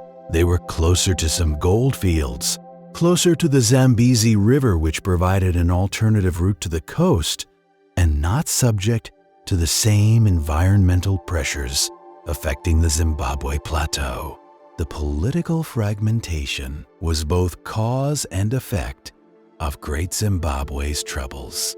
Economic stress reduced the capital's ability to maintain its network through gift-giving and the distribution of prestigious trade goods. Regional authorities who had acknowledged Great Zimbabwe's dominance began asserting more independence. Some stopped sending tribute. Others established direct relationships with coastal merchants, bypassing the capital entirely. The archaeological record shows this shift. Smaller stone-walled settlements across the plateau, satellites that had looked to Great Zimbabwe as their center, show changes in their material culture during the late 1300s and 1400s. Trade goods become less common, suggesting reduced participation in the centralized trade network. Local pottery styles diverge more from the Great Zimbabwe standard. These communities were not necessarily hostile to the capital, but they were drifting away, pursuing their own interests as the center weakened. Great Zimbabwe's rulers faced an impossible dilemma. Maintaining control required demonstrating power through military force, gift distribution, and the delivery of prosperity. But the environmental and economic stress reduced their capacity to do any of these things. Military expeditions to enforce authority required resources, food for soldiers, rewards for loyalty that were increasingly scarce. Gift distribution required trade goods that were harder to obtain as gold production faltered, and delivering prosperity was impossible when the ancestors themselves seemed to have withdrawn their blessing. The ruler's sacred role became a liability. In good times, credit for prosperity reinforced the king's authority. In bad times, blame for failure attached to the same source. If the rains did not come, it was because the king had failed in his duties. If crops failed, if cattle died, if trade faltered, all this reflected on the ruler's relationship with the ancestors.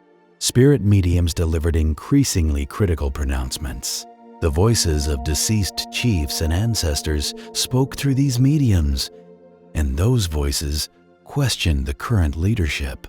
Perhaps the wrong person held authority. Perhaps the royal lineage had lost the ancestors' favor.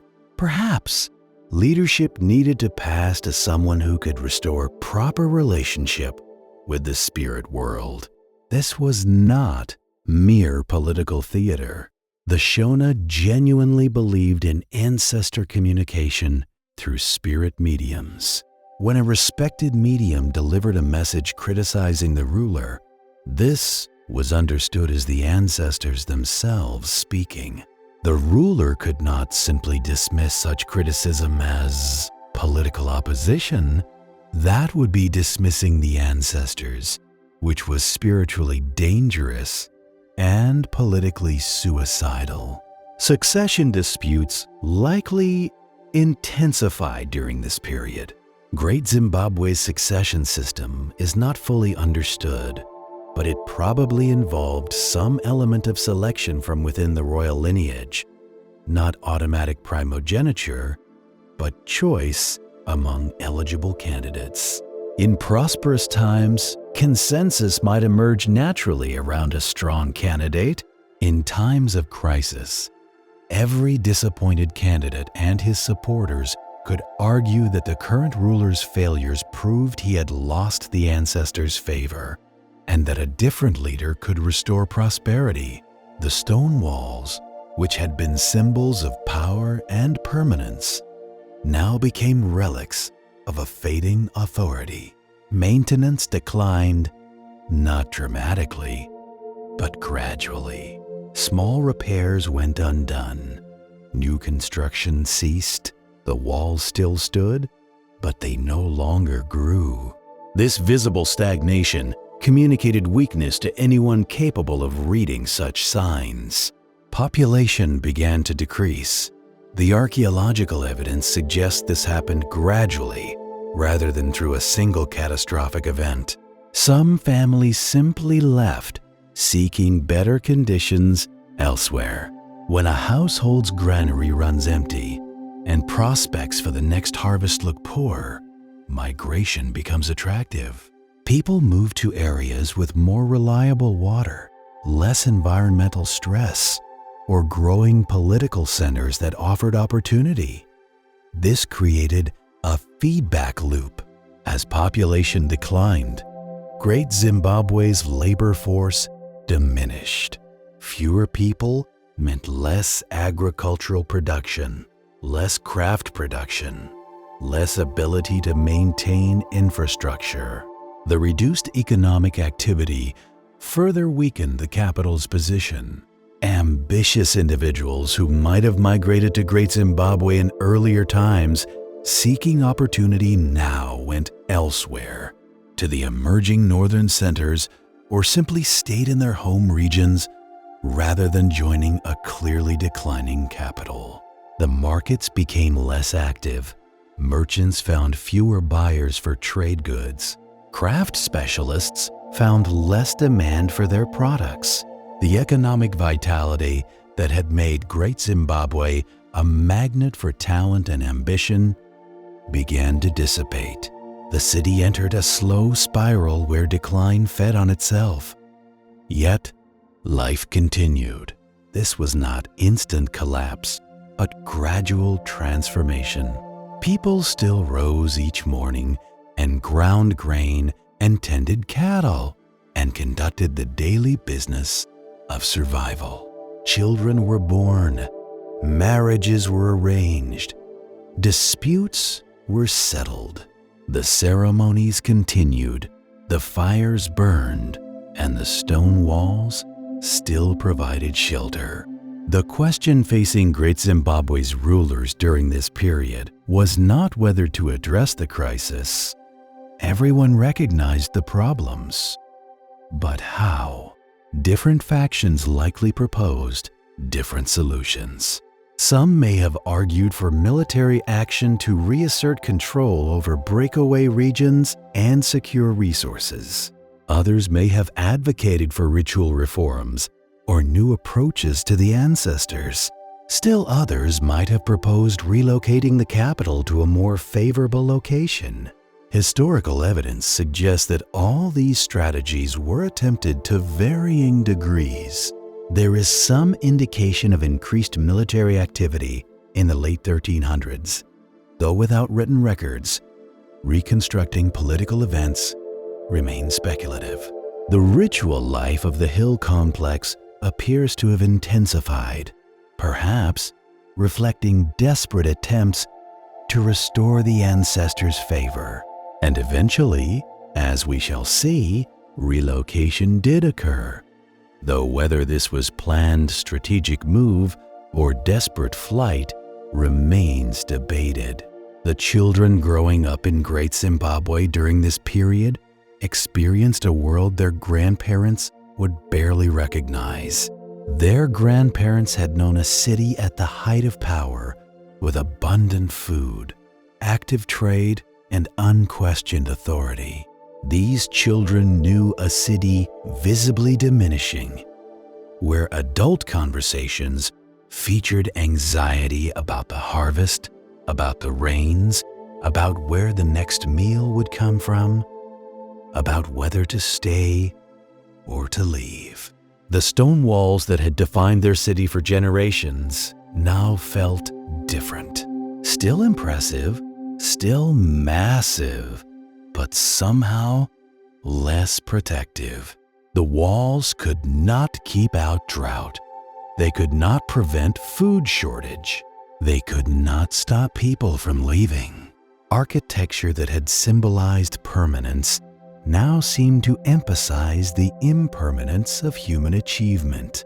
Yet even in decline, Great Zimbabwe remained the largest settlement on the plateau. The stone walls still inspired awe. The hill complex still commanded the valley. The great enclosure still stood as testament to what the Shona people could achieve. The city had declined from its peak, but it was far from dead. Thousands still lived within and around the stone enclosures. The rulers still commanded some authority. The trade network, though weakened, still functioned. The question was whether stabilization was possible, whether Great Zimbabwe could find a new equilibrium at a smaller scale, or whether the forces of decline would continue until complete abandonment became inevitable. The answer would depend on events beyond the plateau, on decisions made in distant places by people who had never seen Great Zimbabwe's walls. The sun sets over the troubled capital. The stone walls glow in the last light, still beautiful, still massive, but their beauty now tinged with melancholy. The fires are fewer tonight than they were a generation ago. The cattle kraals hold fewer animals. The granaries are less full. And in the hill complex, those responsible for the city's fate contemplate choices that will determine whether Great Zimbabwe can survive its crisis or whether the stone walls will stand as monuments to a glory that has passed. Chapter 5. The shifting world beyond the plateau. While Great Zimbabwe struggled with environmental stress and population decline, political power was consolidating to the north. The region along the Zambezi River and its tributaries showed increasing organization during the late 1400s. This area would eventually give rise to the Mutapa state, sometimes called Mutapa in Portuguese sources, which would dominate the region after Great Zimbabwe's fall. The Northern Territories possessed several advantages that Great Zimbabwe lacked. The Zambezi River provided both transportation and reliable water. The climate patterns that had become erratic on the Zimbabwe plateau affected the north less severely. Gold fields in the northern regions remained productive. And crucially, the Zambezi offered an alternative route to the coast that bypassed Great Zimbabwe entirely. The rise of northern power centers was not a military conquest, at least not initially. Instead, it was economic and political drift. Traders found it more efficient to deal directly with northern chiefs rather than channeling everything through the weakening capital. Gold fields in the north answered to local authorities rather than to distant Great Zimbabwe.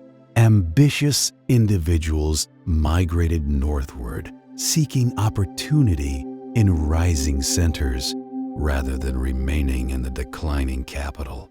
The exact timeline of this transition remains unclear. Without written records from the participants themselves, historians must reconstruct events from archaeological evidence, oral traditions recorded much later, and scattered Portuguese accounts from the early 1500s. But the broad pattern is clear.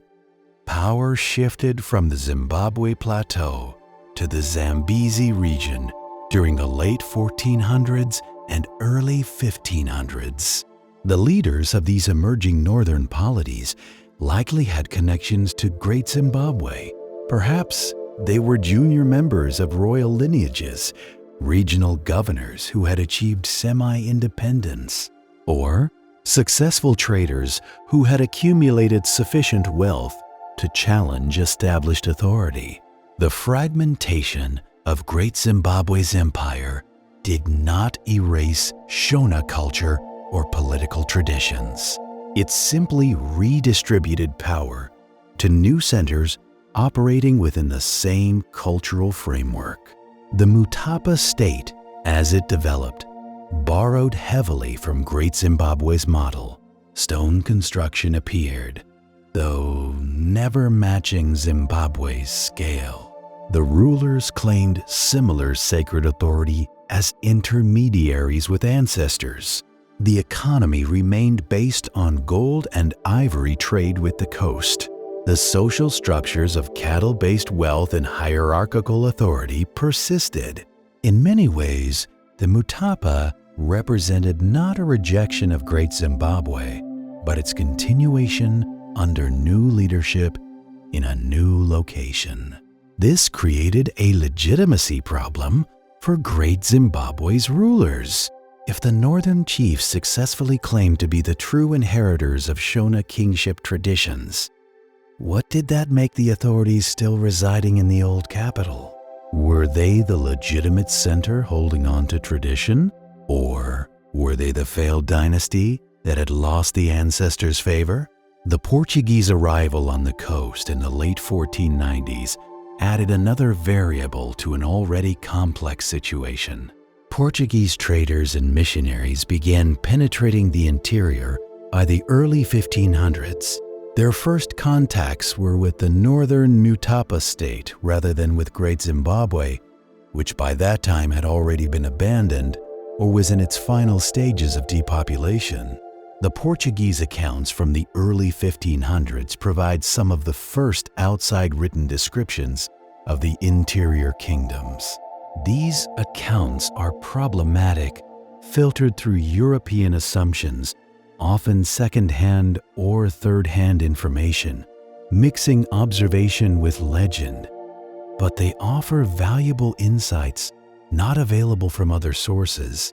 The Portuguese heard about Great Zimbabwe, but described it as already ruined or recently abandoned. They called it Zimbabwe, or similar variants, clearly deriving from the Shona name. They reported that it had been the seat of great kings, but was now deserted. Some Portuguese sources claim that Great Zimbabwe was the site of King Solomon's mines, or the Queen of Sheba's palace, a fantasy that reflected European inability to imagine that Africans had built such impressive structures, but also testified to how impressive the ruins remained. The Portuguese focus, however, was on the Mutapa state, which controlled the gold trade in the early 1500s. The Mutapa ruler, whose title, Mwene Mutapa, means master of the plundered lands, commanded considerable territory and substantial trade. Portuguese traders sought alliances, trading privileges, and gold. Missionaries attempted conversions. Soldiers occasionally intervened in succession disputes. The Portuguese became players in the region's politics, though never as dominant as they wished. This Portuguese presence indirectly affected Great Zimbabwe's decline by further shifting commercial and political focus to the northern territories. The coast-to-interior trade routes that had once led to Great Zimbabwe now led to Mutapa centers. The gold that had once flowed through the plateau capital now moved through different channels. Great Zimbabwe became increasingly peripheral to the region's economic geography, but external factors alone did not abandon Great Zimbabwe. The decision to leave, if it can be called a decision, was made by thousands of individuals and families who concluded that their futures lay elsewhere. This was not dramatic exodus on a specific date, but gradual depopulation over decades. For a family living in Great Zimbabwe in, say, 1460, the calculation was complex. This was home. The ancestors were buried here. The stone walls provided shelter and prestige. Community and kinship ties bound people to the place. Leaving meant abandoning all of this, severing connections, venturing into uncertainty. But staying meant dealing with increasingly difficult conditions, hunger in bad years, reduced access to trade goods, diminishing opportunities for advancement, political instability as the old order fractured, environmental degradation that made basic subsistence more difficult each year. Some families left when a particularly bad harvest pushed them past their tolerance for hardship. Others departed when a charismatic leader invited them to join a new settlement elsewhere. Still others migrated when they inherited cattle from relatives in other regions and decided to relocate where their herd could be better maintained. The decisions were individual, but the pattern was collective. A slow hemorrhage of population from the old capital. The ruler and the elite families faced their own calculation. They had the most to lose by leaving.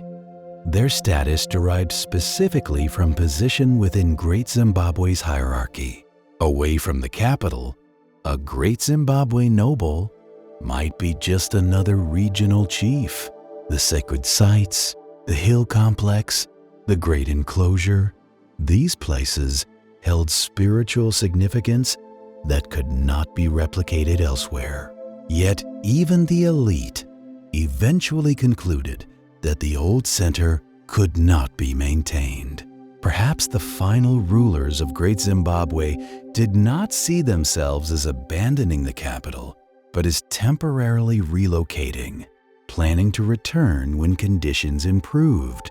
Or perhaps they recognized that an era had ended and chose to establish their authority in new locations while they still commanded enough loyalty to do so successfully.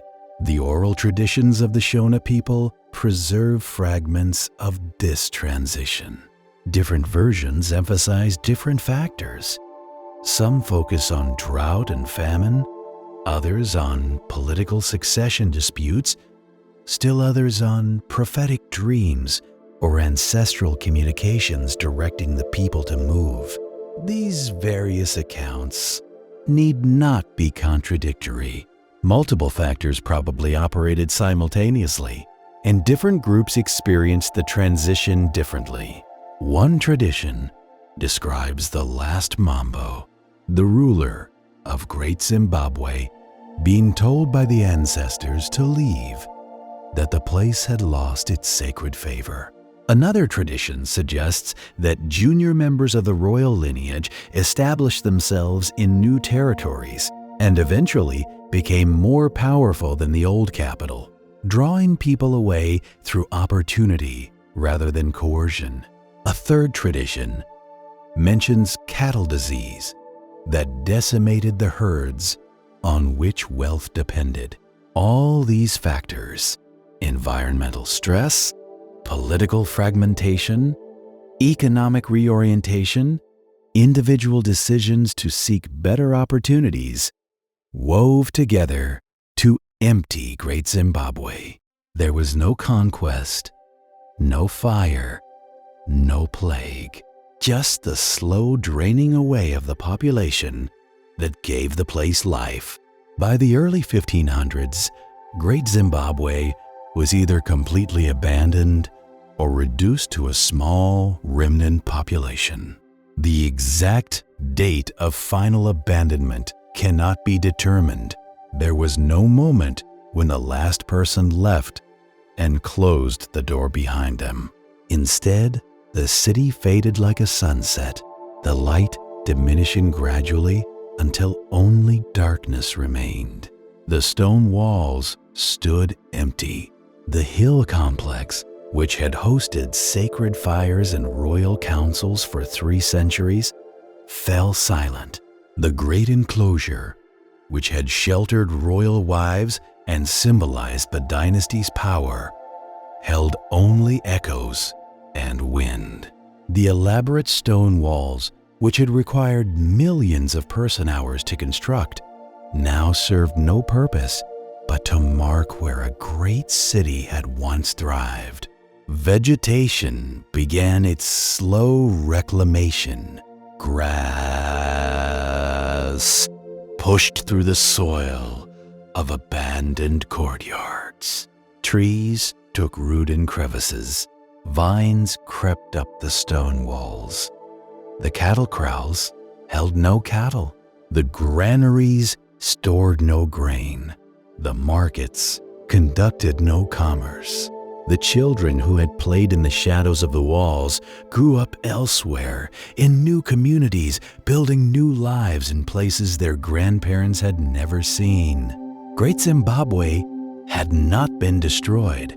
It had simply been left behind, abandoned by a people who concluded, family by family, that their futures lay elsewhere. The walls remained as testimony to what the Shona people had achieved at the height of their power. But the living community that had made those walls meaningful was gone, dispersed across the plateau and beyond, carrying their culture and traditions to new centers where life continued under different circumstances. The question that has haunted observers for centuries is why? Why did the people of Great Zimbabwe abandon the most impressive architectural achievement south of the Sahara? Why leave walls that had sheltered them for 300 years? Why scatter a population that had numbered in the tens of thousands? We have examined the answers: the environmental stress, the political fragmentation, the economic reorientation, the accumulated problems of population pressure and resource depletion. Each factor contributed. None alone was sufficient. Together, they created conditions where staying became less viable than leaving, where the center could no longer hold, where the complex system that had sustained an empire for centuries finally exhausted itself. But perhaps the deeper answer is simpler. Great Zimbabwe was built on success. Everything about the city, its large population, its dependence on distant trade, its elaborate hierarchy, its sacred geography tied to a specific place, was optimized for prosperity. When prosperity ended, the optimization became liability. The very features that had made Great Zimbabwe powerful made it vulnerable when conditions changed. Cities built on success sometimes cannot survive failure.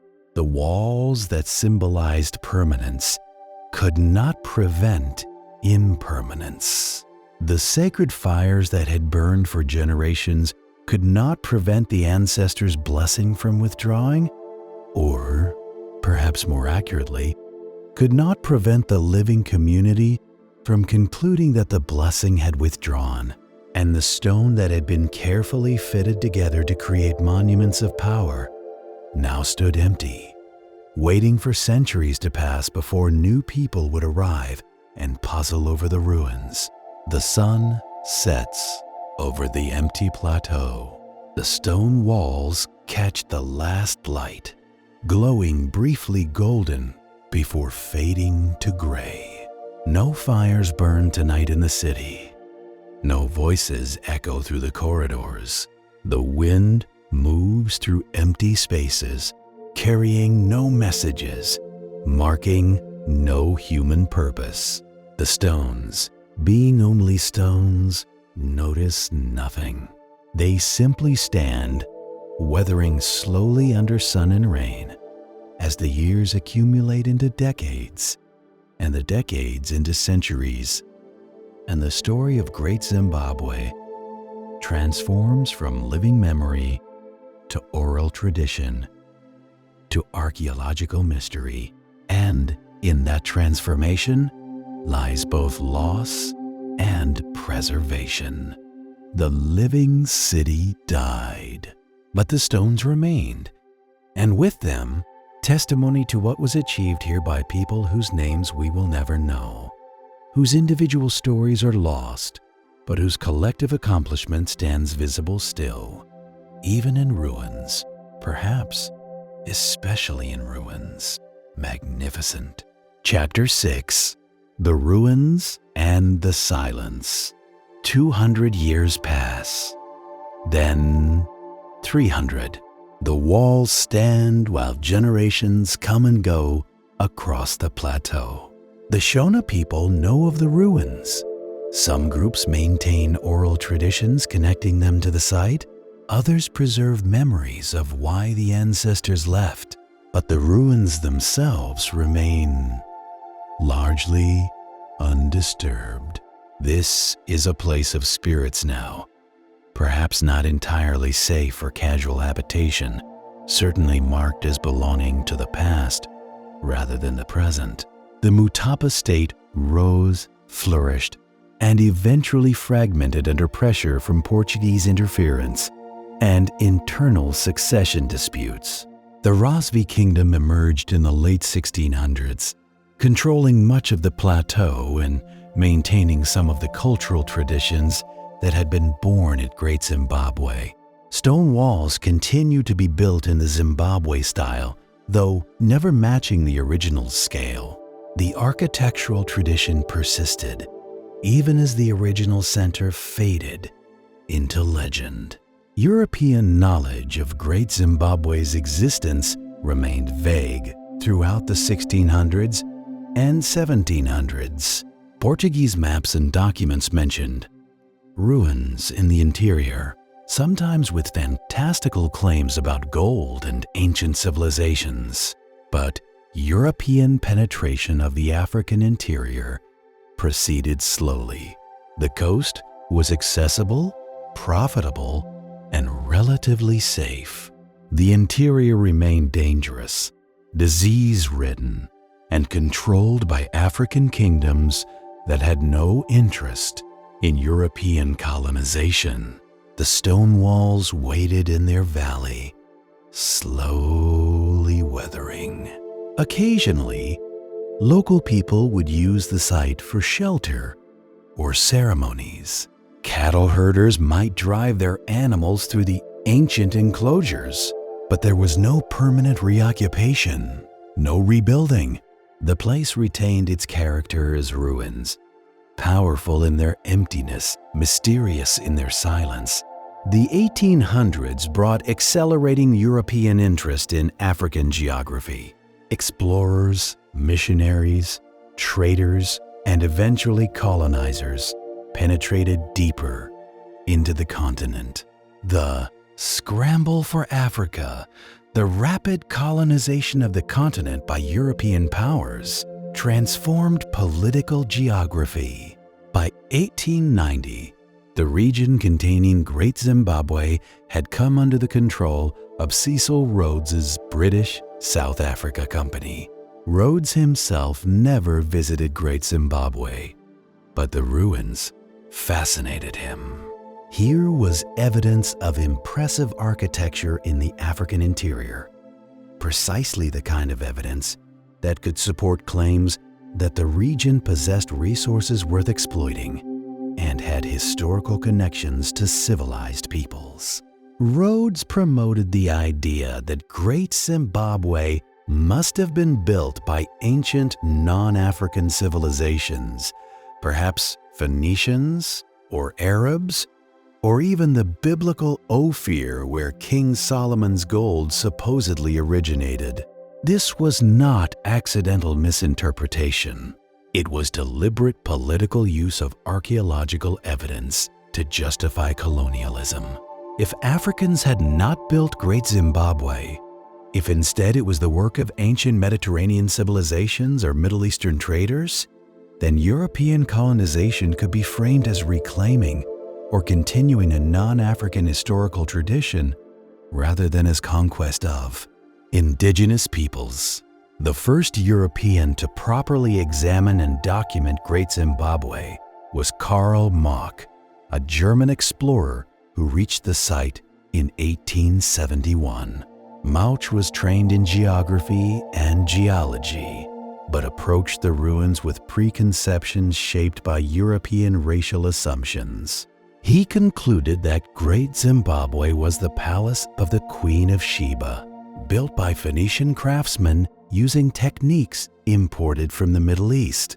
Mach measured the walls, sketched the site plan, and collected artifacts. His documentation was valuable. It preserved information about the ruins before later disturbance, but his interpretations were disastrously wrong, shaped more by ideology than evidence. He declared that the timber lintels in some structures were made from Lebanese cedar, proving Mediterranean construction. Later analysis showed the wood was local hardwood. He claimed the architectural style matched ancient Middle Eastern examples. Later comparative studies showed it was distinctively African, with no meaningful parallels to Mediterranean architecture.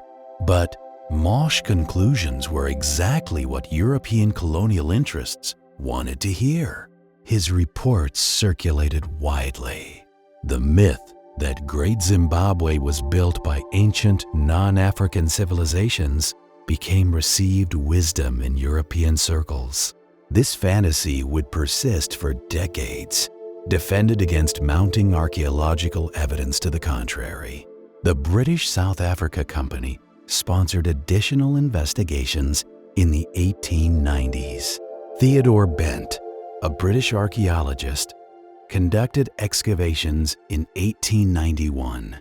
Bent approached the site with somewhat more scientific rigor than Mach, but he too concluded that Great Zimbabwe must have been built by ancient Arabian or Phoenician traders.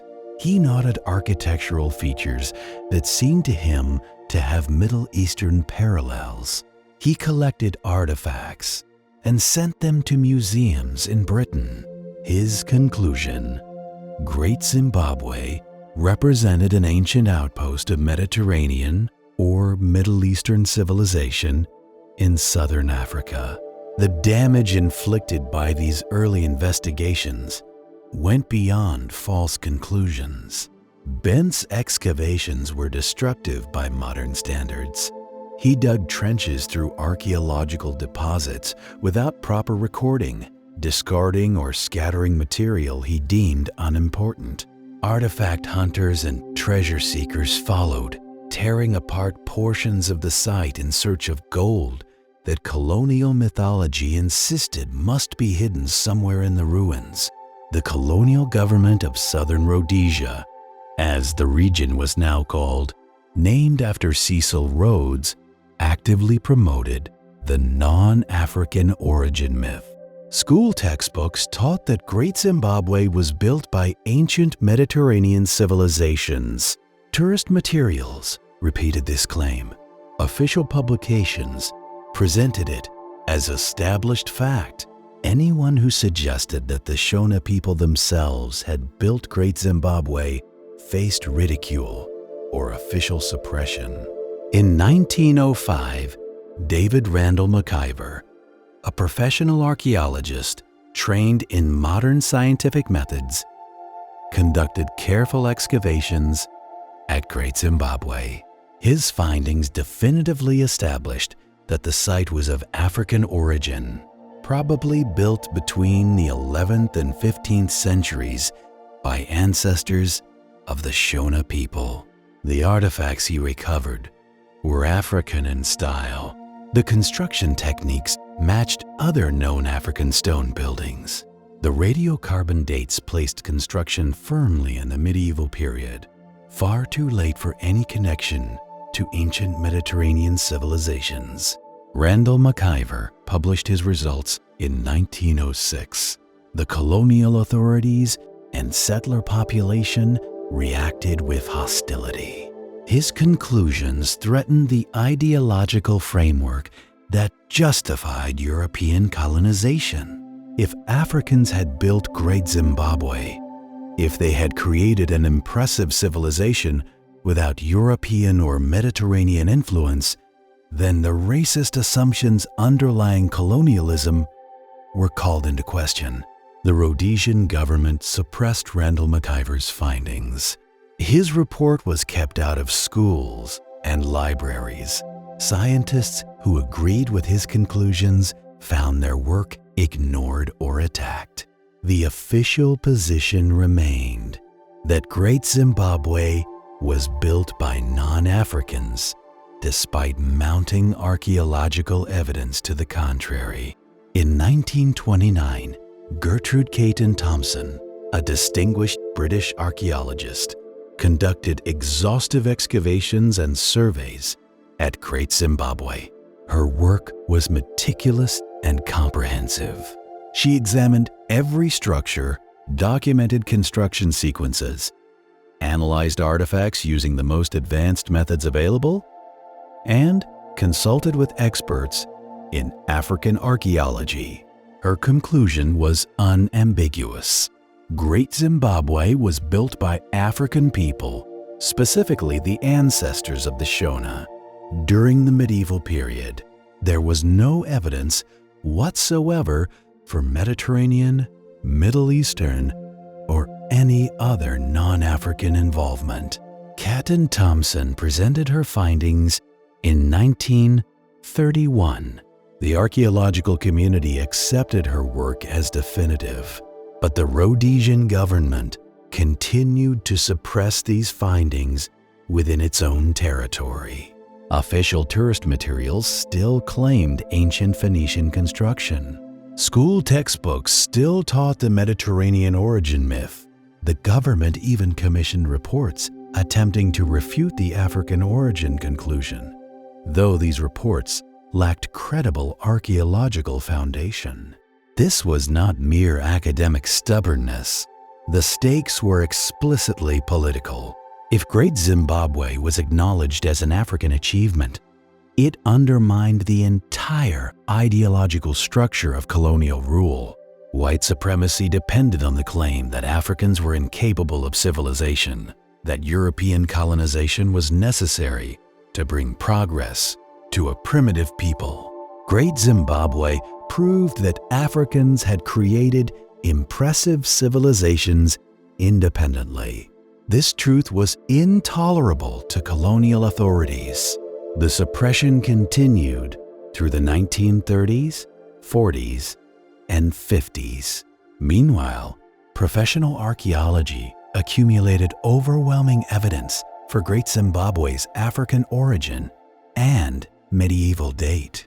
Radiocarbon dating, improved stratigraphic analysis, comparative studies with other African sites, and detailed examination of artifacts all pointed to the same conclusion. By the 1960s, no credible archaeologist questioned that Great Zimbabwe was built by African people. But political change was necessary before truth could be officially acknowledged. In 1980, after decades of armed struggle against white minority rule, Zimbabwe gained independence. The new nation took its name from the ancient ruins. Great Zimbabwe became the symbol of pre-colonial African achievement, a direct rejection of colonial claims that Africans had no history or civilization. The stone birds that had been removed from the site and sent to museums returned to Zimbabwe. One appeared on the national flag. The ruins were preserved as national monuments. The true history: that Great Zimbabwe was built by Shona people as the capital of a medieval African empire, became part of school curricula. After 7 decades of deliberate falsification, the archaeological truth finally became the official position. The story of Great Zimbabwe's modern interpretation illustrates how archaeology is never purely scientific. The stones themselves are mute. They tell no story until humans interpret them. And interpretation is always shaped by the interpreter's assumptions, interests, and ideological commitments. Colonial archaeologists saw what they needed to see to justify colonialism. Post-independence archaeologists see evidence of African achievement that colonialism sought to suppress. The stones have not changed. What changed was the political and social context in which they were interpreted. Truth eventually prevailed because the archaeological evidence was overwhelming and because political change removed the incentives to suppress that truth. But the decades of falsification left scars. Generations of Africans were taught to doubt their own heritage. Generations of Europeans were taught racist myths. The damage of colonial archaeological propaganda extended far beyond the physical disturbance of excavation. Modern archaeological work at Great Zimbabwe continues with proper methodology and proper respect. Researchers investigate questions about diet, health, trade networks, construction techniques, and social organization. New technologies, including ground-penetrating radar, satellite imagery, and advanced dating methods, reveal details that earlier archaeologists could not access. The site yields new information while being protected for future generations. The ruins attract visitors from around the world. Tourists walk the same stone corridors that Great Zimbabwe's residents once traversed. The view from the hill complex still commands the valley. The great enclosure's massive walls still inspire awe. The soapstone birds returned to Zimbabwe stand as testimony to Shona artistic achievement. The place that was abandoned in the 1500s has found new life as historical monument and national symbol. But the ruins also stand as reminder of fragility. The same stones that testify to human achievement also mark human failure. The failure to adapt when environmental conditions changed, the failure to maintain complex systems during crisis, the failure to prevent the dissolution of an empire that had seemed permanent. And in the modern world, as environmental stress and resource pressure again threaten complex civilizations, Great Zimbabwe's ruins whisper warnings that we would be wise to hear. The preservation of the site presents ongoing challenges. The stone walls, which have stood for 5 centuries of abandonment, faced new threats from tourism pressure, vegetation growth, and climate change effects. Water erosion undermines foundations. Plant roots disturb masonry. The very popularity of the site as tourist destination creates pressures that must be carefully managed to prevent damage. UNESCO designated Great Zimbabwe as a World Heritage Site in 1986, recognizing its outstanding universal value as evidence of human cultural achievement. This designation brings international attention and support for preservation, but also responsibilities to maintain the site for the benefit of all humanity. The oral traditions of the Shona people maintain different relationships with the ruins. Some groups claim direct descent from Great Zimbabwe's builders and maintain spiritual connections to the site. Others preserve stories about why the ancestors left. Still others have incorporated the ruins into contemporary mythology, seeing them as sites of spiritual power where communication with ancestors remains particularly strong. These varied relationships complicate simple narratives about Great Zimbabwe's meaning. For some, the ruins represent national pride, evidence that Africans built impressive civilizations long before European contact. For others, they are sacred sites requiring respectful treatment as places where ancestors dwell. For tourists, they are archaeological wonders and historical attractions. For scholars, they are research opportunities and repositories of information about the past. All these perspectives have validity. The stones can hold multiple meanings simultaneously. What matters is that the interpretations are now shaped by those who have legitimate cultural connection to the site, rather than by colonial powers seeking to appropriate or deny African history. The academic debate about Great Zimbabwe has shifted from who built it to more nuanced questions. How did the political system function? What exactly caused the abandonment? How did Great Zimbabwe relate to other contemporary African states? What can the site tell us about climate adaptation and resource management? These are the questions that drive contemporary research. Comparative studies place Great Zimbabwe within broader patterns of African urbanism and state formation. The kingdoms of West Africa, Ghana, Mali, Songhai, developed urban centers and complex political systems around the same time. East African Swahili city-states created stone architecture and participated in Indian Ocean trade networks. Great Zimbabwe was not unique in African history, but part of a continent-wide pattern of civilization development. This comparative perspective helps counter lingering myths about African exceptionalism.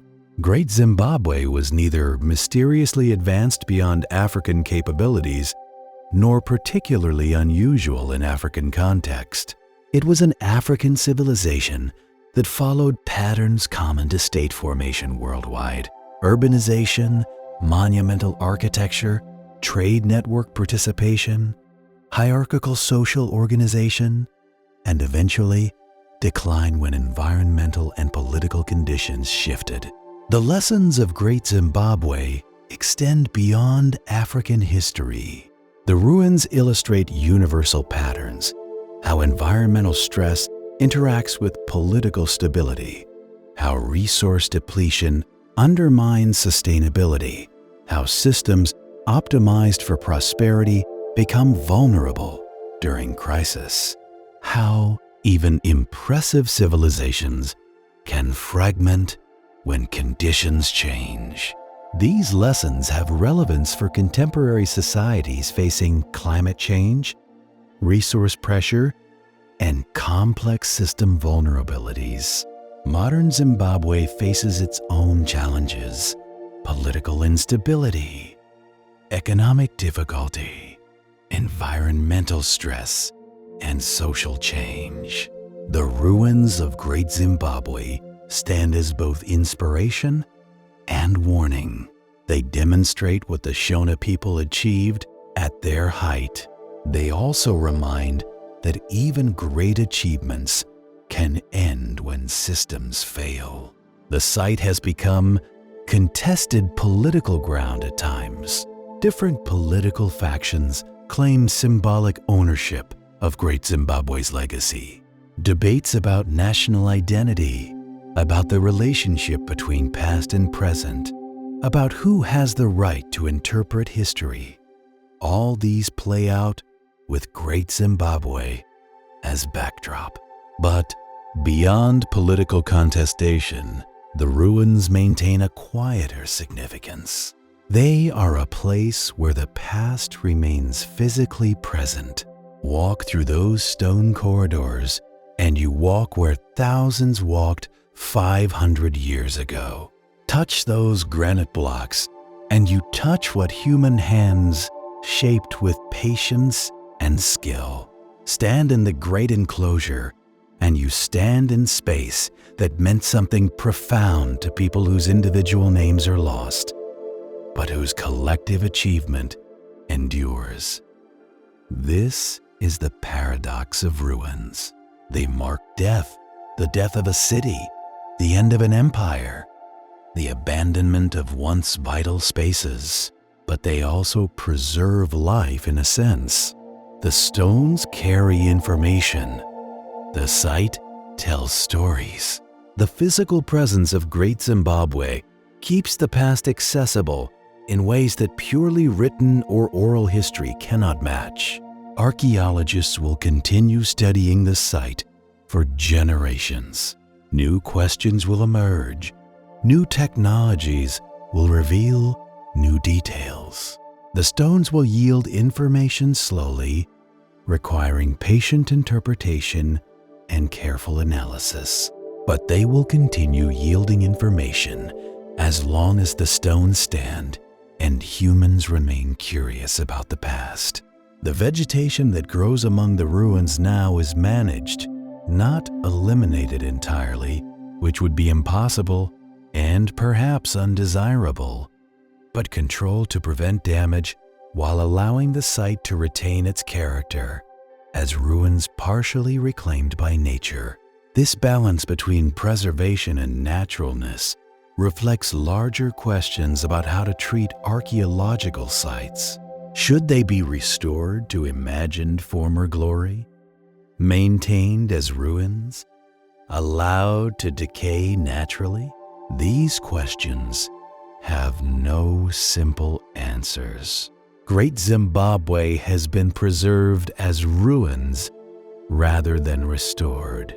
The walls stand at their current heights, neither rebuilt taller nor allowed to collapse further. Missing stones are not replaced. The gaps and weathering are left visible. This approach maintains authenticity. What you see is what has survived 5 centuries of abandonment, not a reconstruction of what might have been. Some visitors find the ruined state disappointing. They want to see Great Zimbabwe as it was at its height, fully occupied, bustling with life, complete in every detail. But ruins have their own power. The gaps and silences invite imagination. The weathering testifies to time's passage. The vegetation demonstrates nature's patient persistence. A reconstruction might be more visually complete, but would be historically dishonest and aesthetically diminished. The stones themselves show the marks of their history, not just the original construction, but centuries of weathering, colonial-era excavation damage, modern conservation efforts. They are palimpsests, bearing multiple layers of human and natural intervention. Reading those layers requires expertise, but reveals more than pristine preservation ever could. As the sun moves across the sky above Great Zimbabwe, the shadows shift across the ancient walls.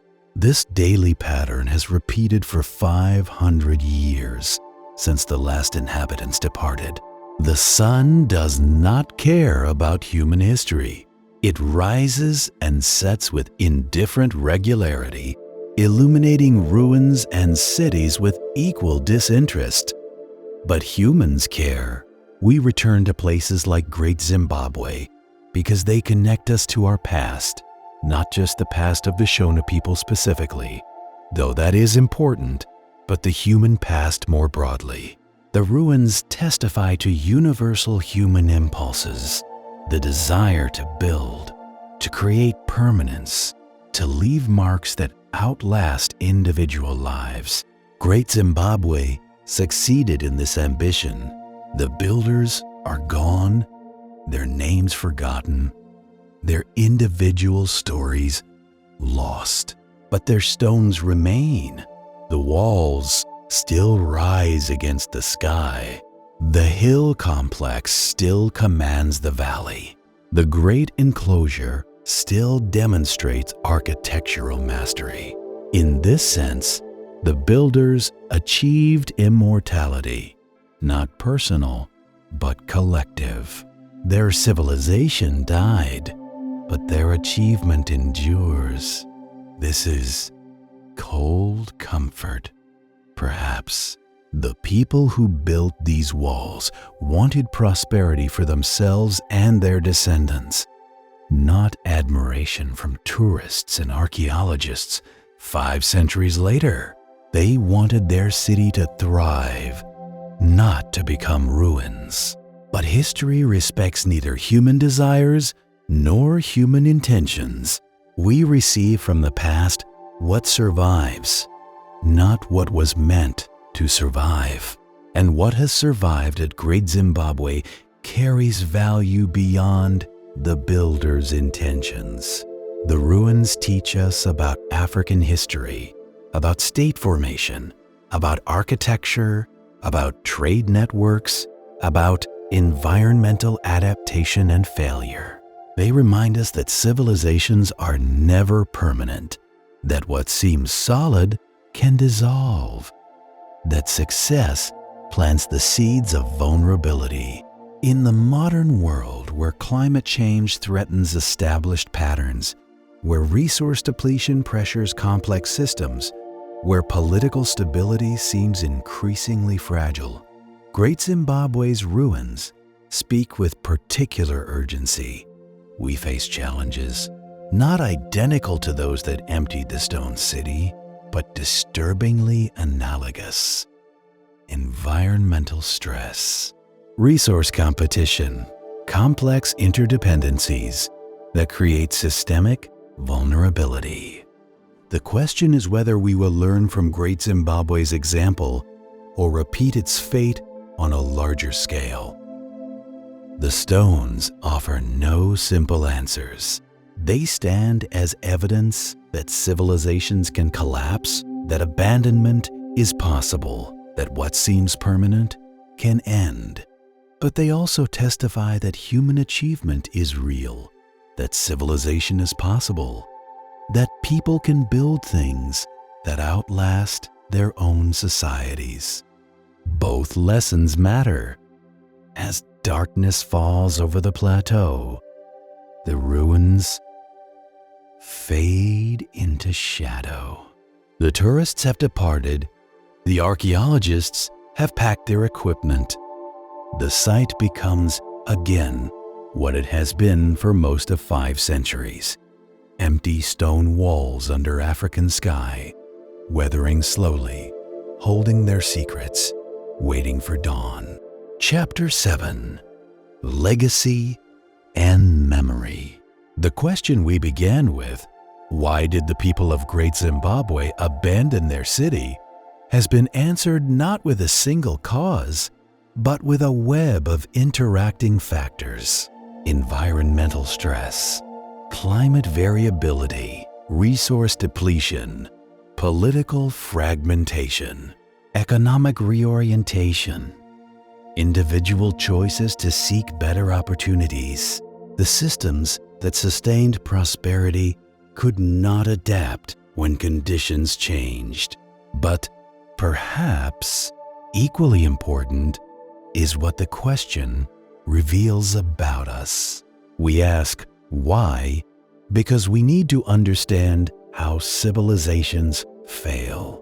We study Great Zimbabwe not purely from academic interest, but because we seek lessons applicable to our own circumstances.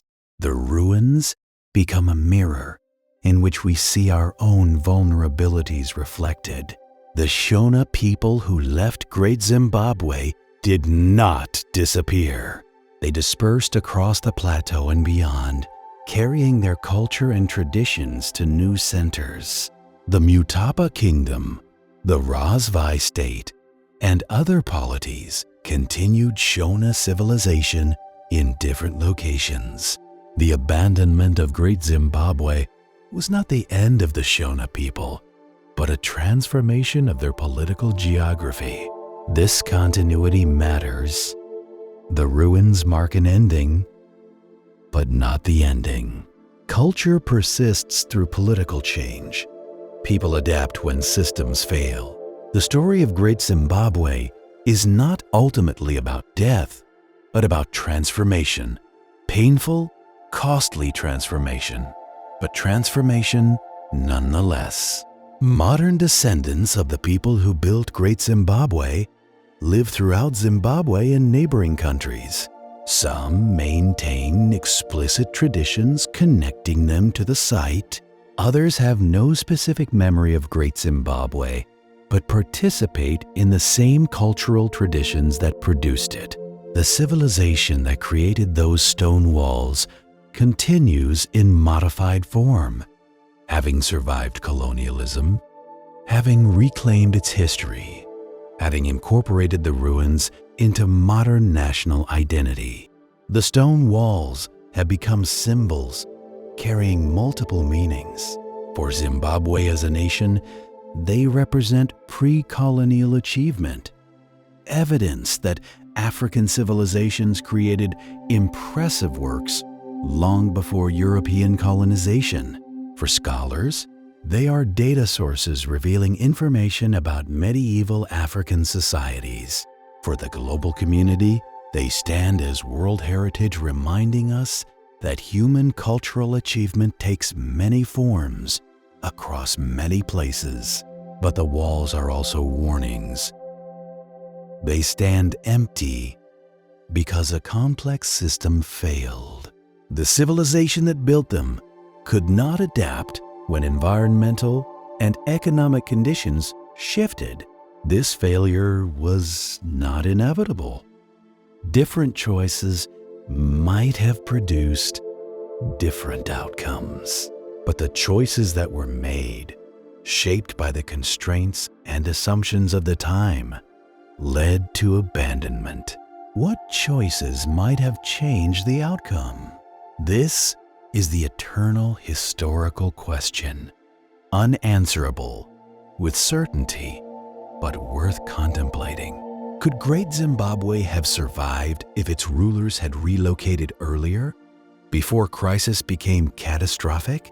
Could the empire have adapted by decentralizing, allowing regional centers more autonomy? Could agricultural practices have been modified to reduce environmental stress? We cannot know. The people who faced these choices made their decisions based on incomplete information, competing interests, and cultural assumptions we can only partially reconstruct. They did not have the benefit of hindsight we now possess. They did not know they were living through the last generations of Great Zimbabwe's occupation. They made what seemed reasonable choices at the time, and those choices led where they led. Modern Zimbabwe faces challenges that echo Great Zimbabwe's experience without precisely replicating them. Climate variability affects agricultural production. Political instability creates economic stress. Resource management remains a constant challenge. The population pressures that face modern Africa dwarf anything Great Zimbabwe confronted, but the underlying dynamics show disturbing parallels. Can modern societies learn from Great Zimbabwe's fate? The question is whether the lessons are transferable. Great Zimbabwe was a pre-industrial society with limited technological options. Modern nations have vastly more resources and capabilities, but they also have vastly more complex systems with deeper interdependencies. The scale has changed, but some fundamentals remain constant. Environmental limits exist, resources can be depleted, complex systems can fail. The specific lesson Great Zimbabwe teaches is about optimization and vulnerability. Systems optimized for success under favorable conditions become brittle when conditions change. Great Zimbabwe's large urban population, centralized trade network, and hierarchical political structure worked brilliantly during the medieval warm period with its reliable rainfall and active trade networks. When climate shifted and trade routes changed, these same features became liabilities. Modern industrial civilization is similarly optimized for current conditions: stable climate, abundant fossil fuels, functioning global trade networks, reliable food production. We have built systems that depend on these conditions continuing. Climate change, resource depletion, and environmental degradation threaten these foundations. The question is whether our complex systems can adapt, or whether they will prove as vulnerable as Great Zimbabwe when conditions shift. But Great Zimbabwe also teaches hope. The Shona people survived. Culture continued. New centers emerged. The story did not end with Great Zimbabwe's abandonment, but continued in new forms. Human resilience, adaptability, and creativity persisted through crisis. This too is a lesson worth remembering. The oral traditions preserved by the Shona people contain wisdom that archaeology and written history cannot fully capture. The stories about Great Zimbabwe emphasize the importance of maintaining proper relationships with ancestors, with the land, with each other. When these relationships fail, prosperity ends. The stories teach that human welfare depends on more than material success. It depends on spiritual health, social cohesion, and harmony with nature. Whether one accepts the literal truth of these traditions or views them as cultural wisdom expressed through mythology, they contain insights worth considering. Modern secular societies often dismiss such traditional knowledge as primitive superstition, but perhaps framing environmental limits, resource management, and social cohesion in terms of relationship with ancestors and spiritual health captures truths that purely materialist frameworks miss. The ancestors in Shona belief are not merely dead relatives, but embodiments of tradition, wisdom, and collective experience. Maintaining proper relationship with ancestors means honoring the accumulated knowledge of previous generations, respecting the land that sustained them, and accepting responsibility to descendants yet unborn. This is not primitive thinking, but sophisticated understanding of human connection across time. Great Zimbabwe's abandonment was traumatic for those who experienced it.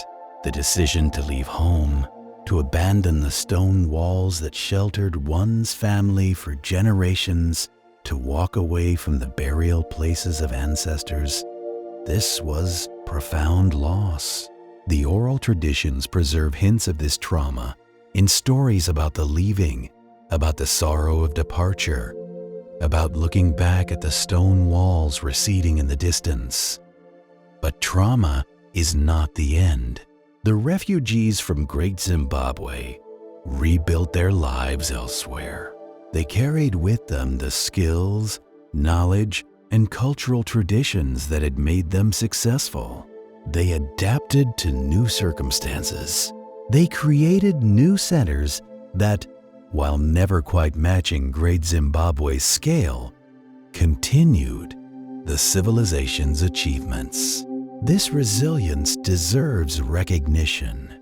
It is easy to focus on Great Zimbabwe's fall and miss the larger story of cultural persistence. The Shona people did not disappear when their capital emptied. They endured through centuries of adaptation, survived the colonial period that tried to erase their history, and reclaimed their heritage in independent Zimbabwe. This long story of survival and cultural persistence is as remarkable as the stone walls themselves. The global significance of Great Zimbabwe extends beyond African history. The site demonstrates that human civilization took many forms, that impressive achievements occurred in many places, that the standard narrative of history centered on Europe and the Mediterranean is incomplete. Great Zimbabwe forces recognition that medieval Africa included complex societies, urban centers, long-distance trade networks, and monumental architecture.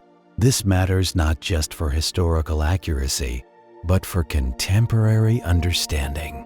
Racist assumptions about African incapacity were built on deliberate ignorance of sites like Great Zimbabwe. Acknowledging Great Zimbabwe's true history dismantles those assumptions. The stones prove that African people built civilizations, that African history includes impressive achievements, that Africa was never the dark continent of European fantasy. The preservation of Great Zimbabwe benefits not just Zimbabwe, but humanity. The site contains information about human history, about how societies function, about environmental adaptation, about architectural techniques, about trade networks. This information has value for all people interested in understanding the human past. UNESCO's World Heritage designation recognizes this universal value, but ownership and stewardship properly rest with Zimbabwean people and government. This is their heritage, their history, their responsibility. International cooperation can support preservation efforts, but decisions about the site should be made by those with legitimate cultural connection and sovereign authority. This balance between universal heritage and local ownership reflects larger questions about cultural property and archaeological sites. Who owns the past? Who has the right to interpret it? Who benefits from its preservation? These questions have no simple answers, but they must be asked honestly and addressed respectfully. The academic discipline of archaeology itself is being transformed by recognition that the past does not belong exclusively to scholars. Descendant communities have valid claims on their ancestors' heritage. Archaeological interpretation should incorporate multiple perspectives, including those of people whose traditions connect them to the sites being studied. The colonial-era model of European archaeologists extracting knowledge from African sites without involving African perspectives is no longer acceptable. Great Zimbabwe has been at the forefront of these changes. Modern archaeological work at the site involves Zimbabwean scholars, respects local cultural perspectives, and aims to serve both academic knowledge and public benefit. This represents dramatic improvement over the colonial-era looting and distortion that characterized early investigations. As the years pass, the stories about Great Zimbabwe will continue evolving. New generations will visit the site and draw their own conclusions. New technologies will reveal new details. New questions will emerge as scholarship advances. The ruins remain as constant foundation, but their meaning will be continually reconstructed by living people engaged with the past. This is how heritage works, not as fixed truth, but as ongoing dialogue between past and present. The stones do not change, but what we see in them changes as we change. Great Zimbabwe meant one thing to the people who built it, something different to those who abandoned it, something else to colonial-era Europeans, and still something else to modern Zimbabweans reclaiming their history. All these meanings coexist, layered like the sediments archaeologists excavate. Understanding Great Zimbabwe requires acknowledging this complexity. The site is simultaneously national symbol, archaeological resource, tourist destination, sacred space, research site, and historical marker. These roles sometimes conflict, but they also enrich each other. The ultimate significance of Great Zimbabwe may be simply that it existed. Human beings built something remarkable.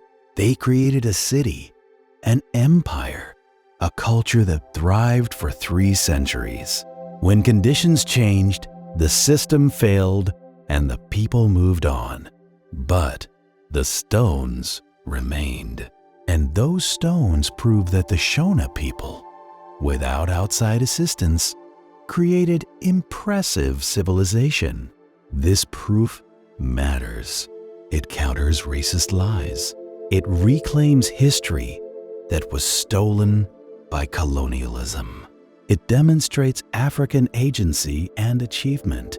The stones will outlast us all.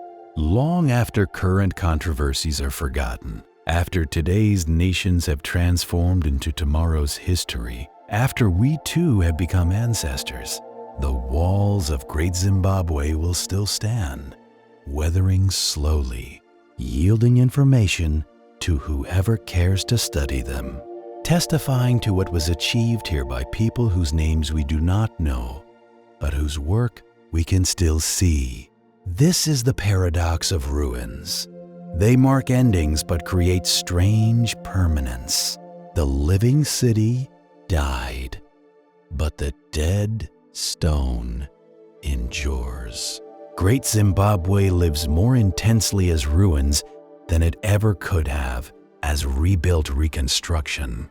The gaps and silences speak as eloquently as complete structures might. The weathering and decay testify to time in ways that restoration would erase. As the sun moves across the sky above Great Zimbabwe, the shadows shift across the ancient walls, creating the daily drama of light and stone that has played out for 5 centuries. Tomorrow, the sun will rise again. The walls will stand in their patient decay. The vegetation will grow a fraction of an inch. The weathering will advance by another infinitesimal increment, and the stones will remain, holding their secrets, offering their lessons, standing as testimony to human achievement and human limitation, to our capacity to build and our inability to make permanence out of impermanence. The story of Great Zimbabwe does not end. It continues in the stones that stand, in the culture that persists, in the questions we bring to the ruins, and in the answers we take away. The city fell silent, but its testimony endures. The people left, but their achievement remains visible. The empire fragmented, but the walls still rise against the African sky, proclaiming across the centuries that here, in this place, people built something that would outlast their society, something that would speak across time about what humans can accomplish when ambition, skill, and favorable circumstances align. And if that speech also carries warnings about fragility, about how success can breed vulnerability, about how even great achievements can end, well, those are warnings worth hearing. The stones speak both pride and caution. They commemorate achievement while acknowledging failure. They stand as monument to human creativity and as memorial to human limits. This is the final lesson of Great Zimbabwe. We are capable of greatness, but greatness is not eternal. We can build things that outlast us, but we cannot prevent change. We can create civilizations that thrive for centuries, but we cannot guarantee they will endure forever. What we can do is build as well as we are able, live as wisely as conditions permit, and hope that something of what we create will survive to teach future generations about who we were and what we attempted. The tourist buses depart. The archaeologists pack their equipment. The site attendants prepare to close the gates. Another day at Great Zimbabwe ends. The ruins return to the quiet of evening, the stones cooling as the sun sets, the shadows lengthening across the ancient corridors where 20,000 people once pursued their daily lives. In the morning, the gates will open again. New visitors will arrive, some traveling from across the world to see these African stones. They will walk where Great Zimbabwe's residents walked. They will touch the walls that human hands shaped 5 centuries ago. They will ask the questions that the ruins inspire. Who built this? Why did they leave? What does it mean? And the stones, being only stones, will offer no direct answers. They will stand as they have stood for 500 years, of questioning, patient and mute, their testimony consisting simply in their presence. They prove that impressive things were built here. They demonstrate that the Shona people created remarkable civilization. They testify that human achievement is real but not eternal, that civilizations rise and fall, that even carefully fitted stone cannot prevent the forces of time and change. This is enough.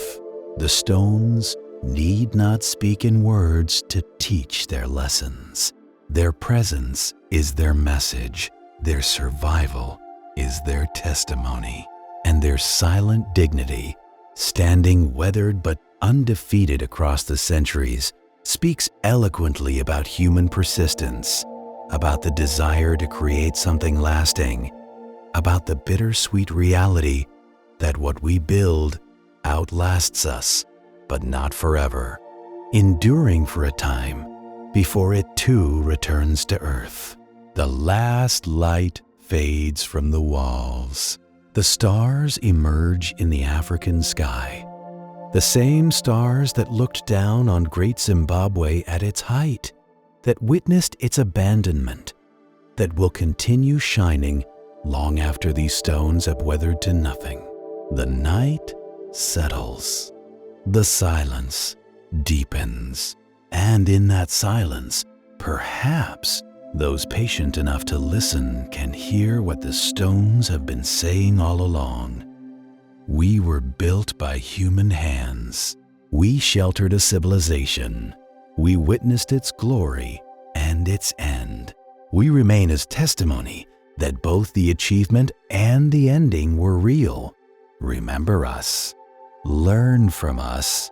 And when you build your own great works, remember that they too will one day stand empty under uncaring sky, teaching lessons you did not intend to future generations you cannot imagine. Chapter 8. Voices from the Stones. Each stone has a story. Those stones cannot speak. The granite blocks that form Great Zimbabwe's walls began as molten magma deep beneath the Earth's surface, cooling over millions of years into crystalline rock. Geological forces lifted that rock into the granite domes that dot the Zimbabwe Plateau.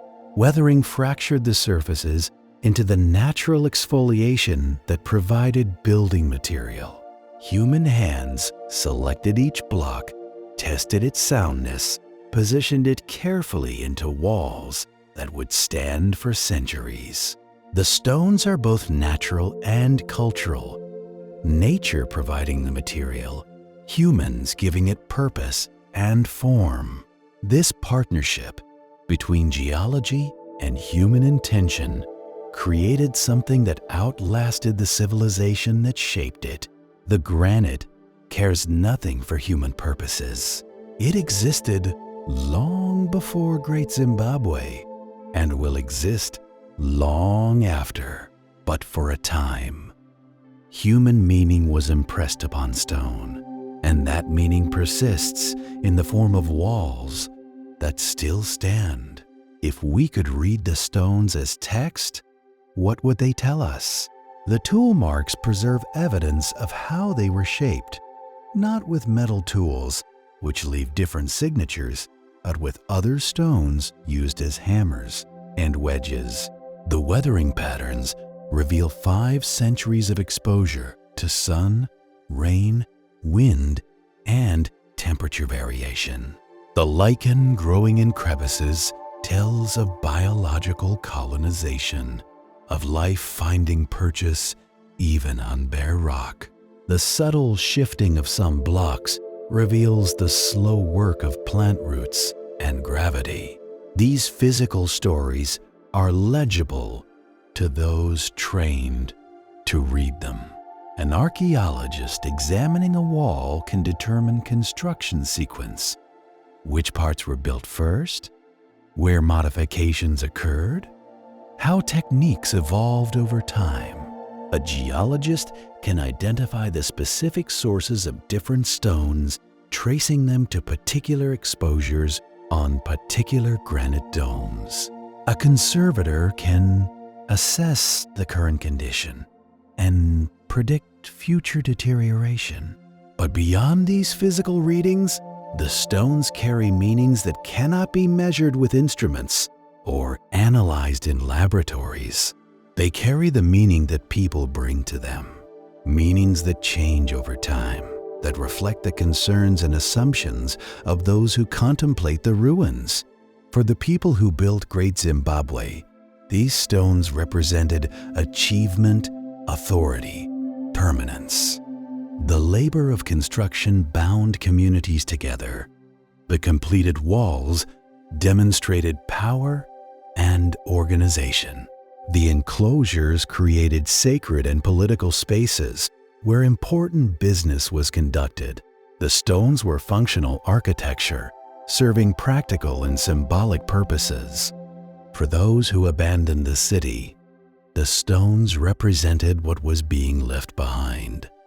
Home, heritage, the burial places of ancestors, the physical embodiment of tradition. The decision to leave must have involved looking back at these walls and accepting that they would stand empty, that the effort invested in their construction would not benefit the builders' descendants in the way intended. For the generations that followed, those who knew Great Zimbabwe only as ruins, the stones became something different. They were monuments to the ancestors, evidence of what had been achieved in earlier times, possibly sacred sites where the boundary between living and dead remained thin. The oral traditions that developed around the ruins show this shift from functional architecture to mythic landscape.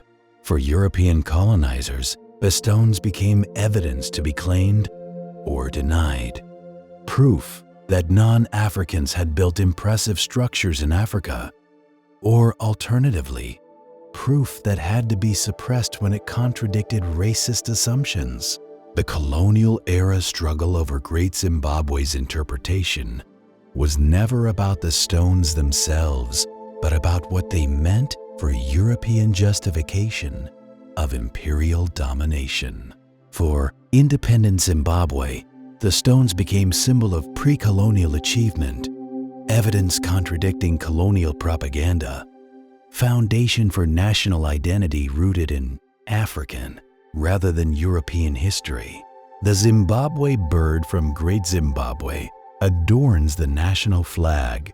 The stones transformed into political symbol, serving contemporary needs. For archaeologists, the stones are data, evidence to be measured, analyzed, interpreted, and published. The walls answer questions about construction techniques, social organization, economic systems, and historical chronology. But even archaeologists bring their own meanings to the stones, shaped by theoretical frameworks, research questions, and broader intellectual contexts.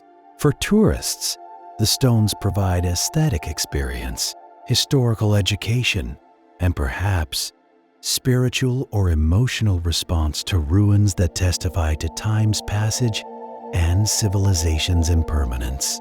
Each visitor creates their own meaning through encounter with the physical place. All these meanings are real, though some are more historically accurate than others. The stones themselves remain indifferent to interpretation. They simply are weathered granite blocks arranged by human hands into patterns that have survived centuries. But human engagement with the stones requires meaning-making. We cannot encounter ruins without interpreting them, without bringing our own questions and assumptions to the experience.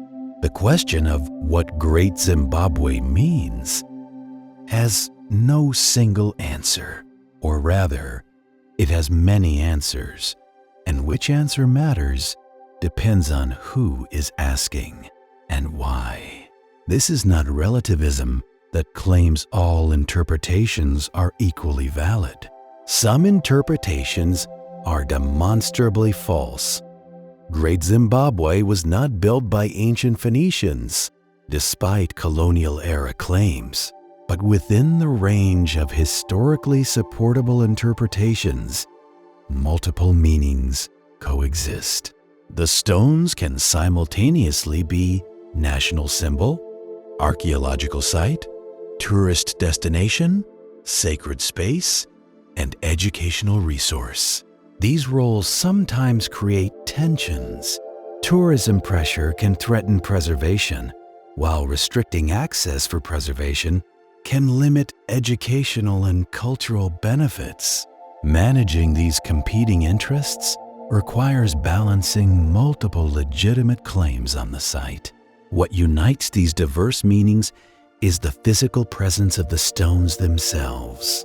Without the walls, there would be nothing to interpret, nothing to symbolize, nothing to study, nothing to visit. The stones are the necessary foundation for all the meanings humans construct around them. Their stubborn material persistence grounds the shifting interpretations in shared reality. This grounding matters because it prevents Great Zimbabwe from becoming purely abstract symbol or theoretical construct. The stones impose limits on interpretation. You cannot credibly claim they were built by extraterrestrials or in the 20th century. The physical evidence constrains the range of plausible meanings. The walls are real objects in real space that really took human labor to construct and really have stood for centuries.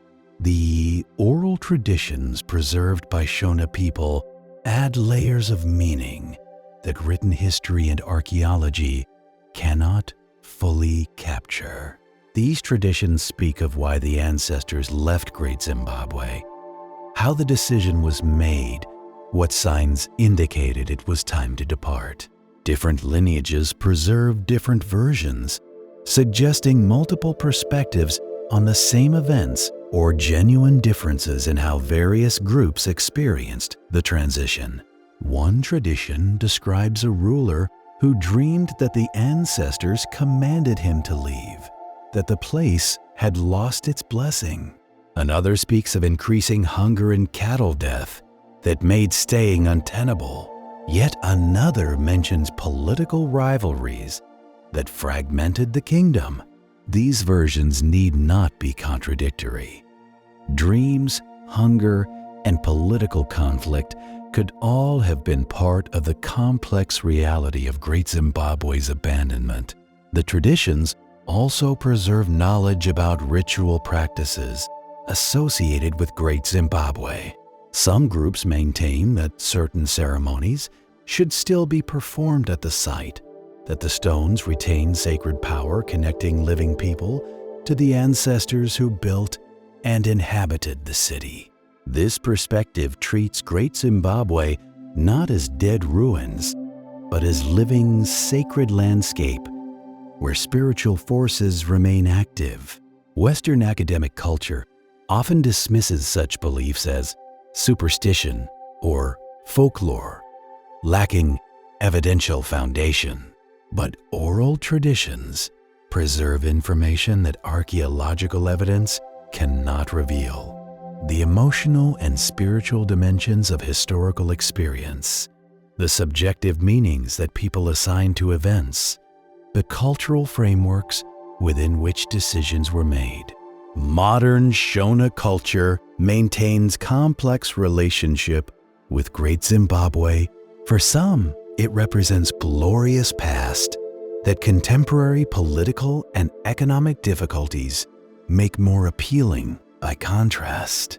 For others, it raises questions about why that past glory could not be maintained or reclaimed. The ruins can be simultaneously source of pride and reminder of failure. Pride in what was achieved, discomfort about its ending. This ambivalence appears in political discourse about Great Zimbabwe. Different factions claim the site's symbolic legacy while interpreting its lessons differently. Some emphasize the achievement. Look what we built without European help. Others emphasize the collapse. Look what happens when environmental limits are ignored or political systems become rigid. The same stones support multiple political narratives. The stones themselves take no position in these debates. They stand as evidence that both achievement and collapse occurred, that both are part of the same history. Any complete understanding must acknowledge both dimensions: the impressive accomplishment of building Great Zimbabwe and the eventual failure to sustain it. International academic interest in Great Zimbabwe reflects broader patterns in African archaeology and history. For decades, African history was marginalized in academic discourse, treated as peripheral to the main story of human civilization, supposedly centered in Europe and the Mediterranean. Great Zimbabwe and other African sites challenged this Eurocentric narrative, proving that complex civilizations developed independently in Africa. The archaeological investigation of Great Zimbabwe contributed to dismantling colonial assumptions about African incapacity. Each careful excavation, each properly analyzed artifact, each radiocarbon date added to the accumulating evidence that African people built impressive civilizations without outside assistance. This evidence mattered for academic understanding, but also for political consciousness. It helped delegitimize the ideological foundations of colonialism. Contemporary archaeology approaches Great Zimbabwe with methodologies and questions that earlier generations could not have imagined. Remote sensing technologies reveal buried structures without excavation. Environmental archaeology reconstructs past climates and ecological conditions. Archaeobotany analyzes plant remains to understand diet and agriculture. Bioarchaeology studies human skeletal material to assess health and population stress. Isotope analysis traces movement and diet through chemical signatures in bones and teeth. These techniques generate new information while also raising new questions. Each answer leads to more refined inquiries. The stones yield knowledge slowly, requiring patient, careful investigation. But they continue yielding. Great Zimbabwe is not an exhausted site, but an ongoing research opportunity. The conservation challenges facing Great Zimbabwe are substantial. The walls that have stood for 5 centuries now face threats from increased tourism, climate change effects, vegetation growth, and the simple passage of time. Water erosion undermines foundations. Plant roots disturb masonry. The stone itself slowly weathers, each rain and temperature cycle removing microscopic amounts of material. Conservation requires balancing preservation with access. Completely sealing the site from human contact would maximize preservation, but eliminate its educational and cultural value. Allowing unlimited access would spread the benefits, but risk damage. The current approach attempts middle ground, managed tourism with monitoring of impacts, controlled vegetation removal, strategic stabilization of threatened structures. Future generations will face decisions about how much intervention is appropriate. Should walls be rebuilt to prevent collapse? Should vegetation be completely eliminated or allowed to integrate with the ruins? Should modern materials be used in repairs or only traditional techniques and materials? These questions have no objectively correct answers. They involve value judgments about authenticity, preservation goals, and acceptable change. The stones of Great Zimbabwe will eventually fail. No human construction survives forever. The granite blocks themselves will weather to sand. Given sufficient millennia, the careful fitting that has held walls together for centuries will eventually succumb to gravity, plant roots, and time's patient dissolution. Great Zimbabwe's ruins are temporary, though they may endure many more centuries before returning completely to Earth. This inevitable future loss adds poignancy to current preservation efforts. We cannot save Great Zimbabwe forever, but we can extend its survival, delay its dissolution, ensure that future generations have opportunity to encounter these stones. Preservation is not about creating permanence that is impossible, but about slowing change to human rather than geological timescales. The documentation of Great Zimbabwe serves as insurance against eventual loss.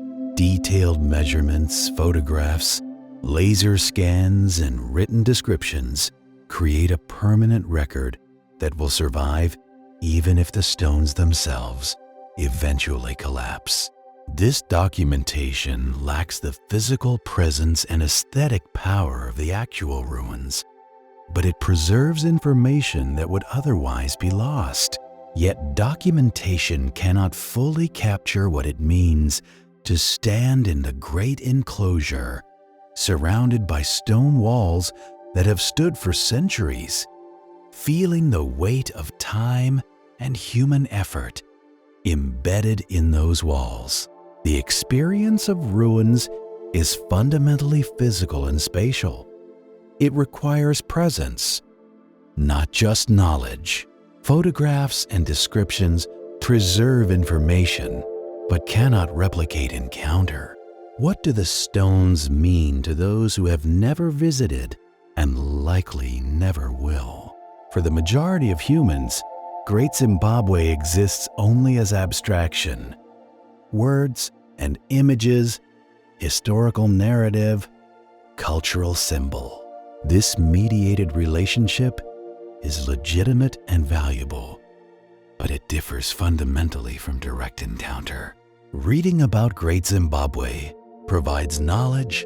Standing within its walls provides experience. The democratization of access through digital technology allows millions to virtually visit sites they cannot physically reach.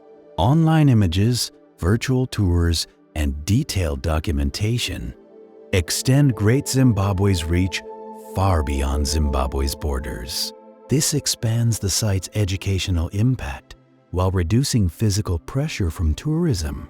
But virtual access cannot replace actual presence.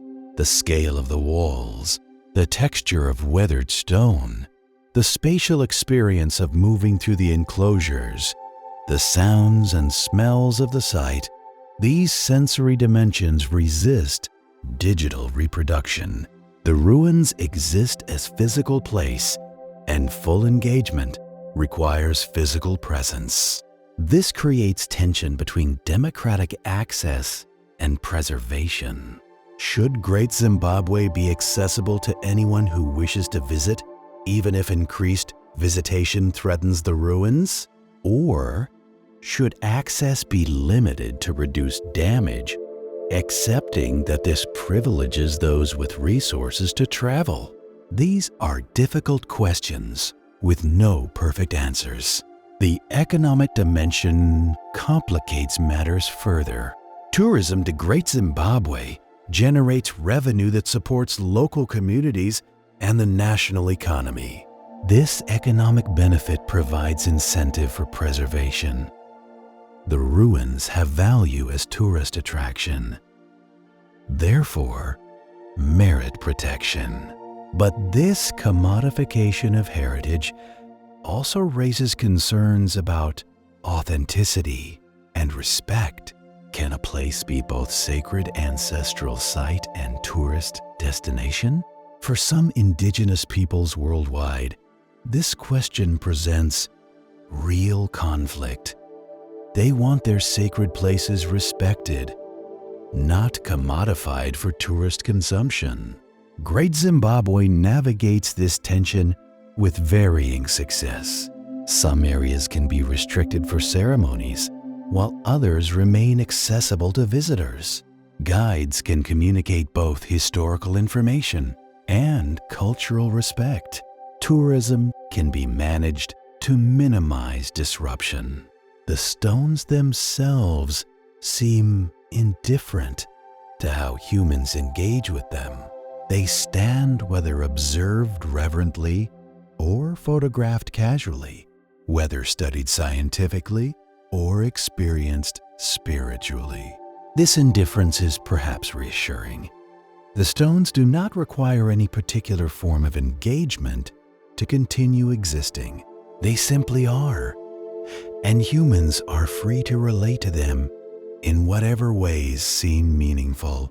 The multiplicity of possible relationships with Great Zimbabwe reflects the site's richness, a place that can be simultaneously national symbol, archaeological resource, tourist destination, sacred site, and educational facility demonstrates cultural significance that transcends any single category.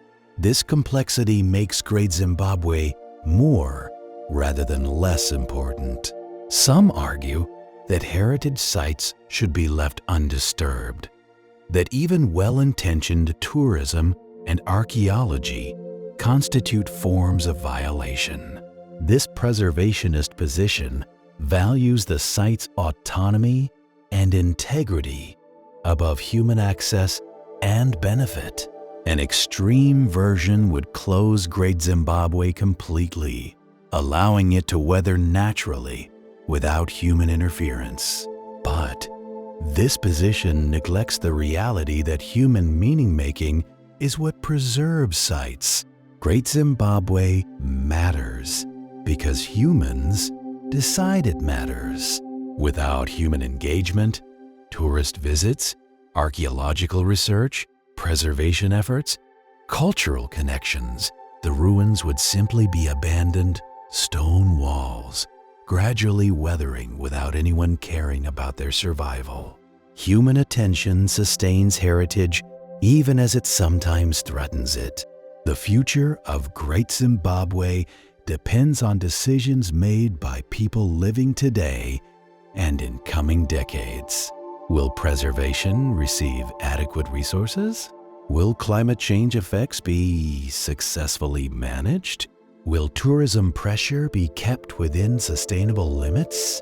Will political stability allow continued professional stewardship? Will cultural connections between the site and descendant communities remain strong? These questions cannot be answered with certainty. The future is contingent, shaped by choices not yet made. But the stone's survival through 5 centuries of abandonment suggests resilience.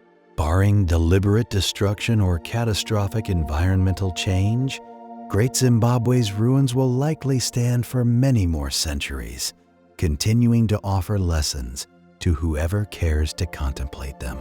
The lessons change as human circumstances change.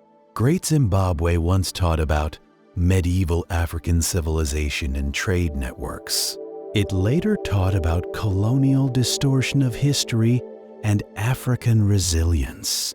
It currently teaches about heritage preservation, environmental adaptation, and the impermanence of human achievement. Future generations will draw their own lessons, shaped by concerns we cannot fully anticipate. This evolving relevance is perhaps the strongest argument for preservation. We preserve Great Zimbabwe not just for what it has taught us, but for what it might teach others we will never meet. The stones hold information and meaning that future generations will interpret differently, answering questions we have not thought to ask with evidence we have not learned to read. The democratic imperative of heritage preservation is ensuring that future people have opportunities we have had. We inherited Great Zimbabwe from previous generations, not just the stones, but the accumulated knowledge about them. We have responsibility to pass both forward, augmented if possible, but at minimum, undiminished. This intergenerational responsibility transcends individual interest or convenience. The stones of Great Zimbabwe connect past, present, and future in physical form. They were built by the past, they exist in the present, and they extend into the future, not infinitely, but far enough that the people who built them achieved a form of immortality. Their individual names are lost, but their collective achievement persists in stone, touching lives centuries after their own lives ended. This is perhaps the most fundamental human desire that monuments express: the wish to matter, to leave traces, to affect the future beyond one's own lifetime. We build things that outlast us, hoping they will speak for us after we can no longer speak for ourselves. The stones of Great Zimbabwe fulfill this purpose.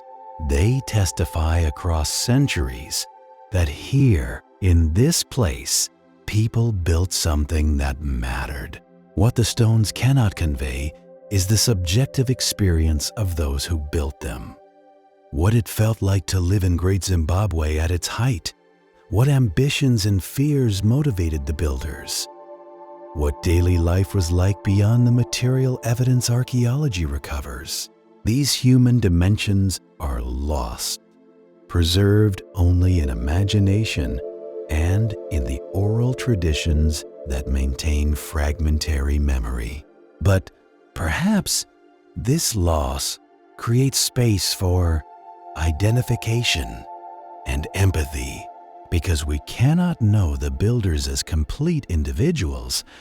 We must imagine them, and in imagining them, we recognize our common humanity.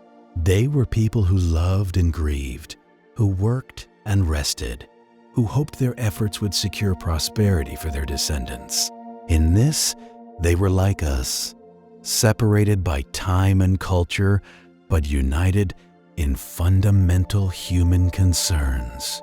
The Stones Bridge, that temporal distance imperfectly but powerfully. Touch a wall, in your hand rests where builders' hands placed stones. Walk a corridor, and your feet follow paths thousands walked before you. Look from the hill complex across the valley, and you see a view that commanded attention 5 centuries ago. The physical reality of the place creates continuity across centuries of change. The silence of the ruins, their inability to speak directly, to answer our questions definitively, creates interpretive space that living sites do not offer. A thriving city explains itself through ongoing use. Ruins require interpretation. This interpretive openness makes Great Zimbabwe richer than simple historical monument. The stones invite questions more than they provide answers. What questions do the stones ask of us? Perhaps, what will you build that might outlast your society? What systems are you creating that might prove vulnerable when conditions change? How will future generations judge the choices you make today? What heritage are you preserving for those who will come after you? These questions have no easy answers, but they are worth asking, and the stones of Great Zimbabwe provide powerful prompt for asking them. The ruins demonstrate that our own achievements are not guaranteed permanence, that what we build may someday stand empty, that even careful work cannot prevent change. This is sobering but also liberating. If permanence is impossible, then what matters is doing good work for its own sake, building as well as we can during the time available to us. The stones also ask, how will you remember us? Will you honor what we achieved or focus on our failures? Will you learn from our mistakes or repeat them? Will you preserve our monuments or let them crumble? These questions matter because they apply to all heritage, all history, all relationship between past and present. How we answer shapes not just our understanding of Great Zimbabwe, but our own self-understanding. We define ourselves partly through relationship with the past, choosing which histories to emphasize, which monuments to preserve, which lessons to draw. Great Zimbabwe is part of that self-definition, both for Zimbabweans specifically and for humanity generally. As evening approaches over the plateau, the stones of Great Zimbabwe glow in horizontal light. The weathered surfaces catch the sun's last rays, illuminating textures usually invisible. Shadows deepen in the corridors and enclosures. The temperature begins to drop. Birds settle for the night. The day's visitors depart, leaving the ruins to darkness and silence.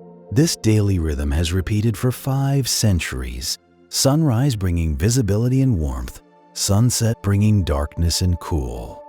The stones mark time through this endless cycle, patient witnesses to the passage of days and years and centuries. They neither mourn their abandonment nor celebrate their survival. They simply exist, weathering slowly, teaching their lessons to whoever pauses to learn. In the growing darkness, the ruins take on different character. What was clearly visible in daylight becomes mysterious in shadow. The stone walls become darker, more imposing, less fully knowable. Night transforms Great Zimbabwe from documentary evidence to atmospheric presence, less historical site, more haunted landscape where past and present blur. But this night, like all nights, will pass. Morning will come again. The stones will emerge from darkness, unchanged, ready to face another day of weathering, another stream of visitors, another slow increment of time's passage. This is the rhythm of ruins, patient endurance through infinite daily cycles, neither alive nor dead, but suspended in the timelessness of stone. Chapter 9. The Eternal Return. Morning returns. It always returns. The sun rises over the eastern escarpment, bringing light to the plateau, touching the stone walls of Great Zimbabwe with first rays, creating the daily miracle of renewed visibility. This has happened roughly 182,000 times since the city was abandoned. Each sunrise identical in pattern, unique in detail. The stones receive the light without response. They cannot appreciate the beauty of dawn, cannot feel the warmth that slowly builds as the sun climbs, but they participate in the cycle nonetheless. Their surfaces heating, their molecules expanding minutely, their weathering advancing by another microscopic increment. The stones exist in time even though they do not experience time. We who experience time find in the stones a kind of anchor. They provide continuity across the chaos of change. The world transforms rapidly. Technologies advance, societies reorganize, individuals are born and die, but the stones remain largely as they were.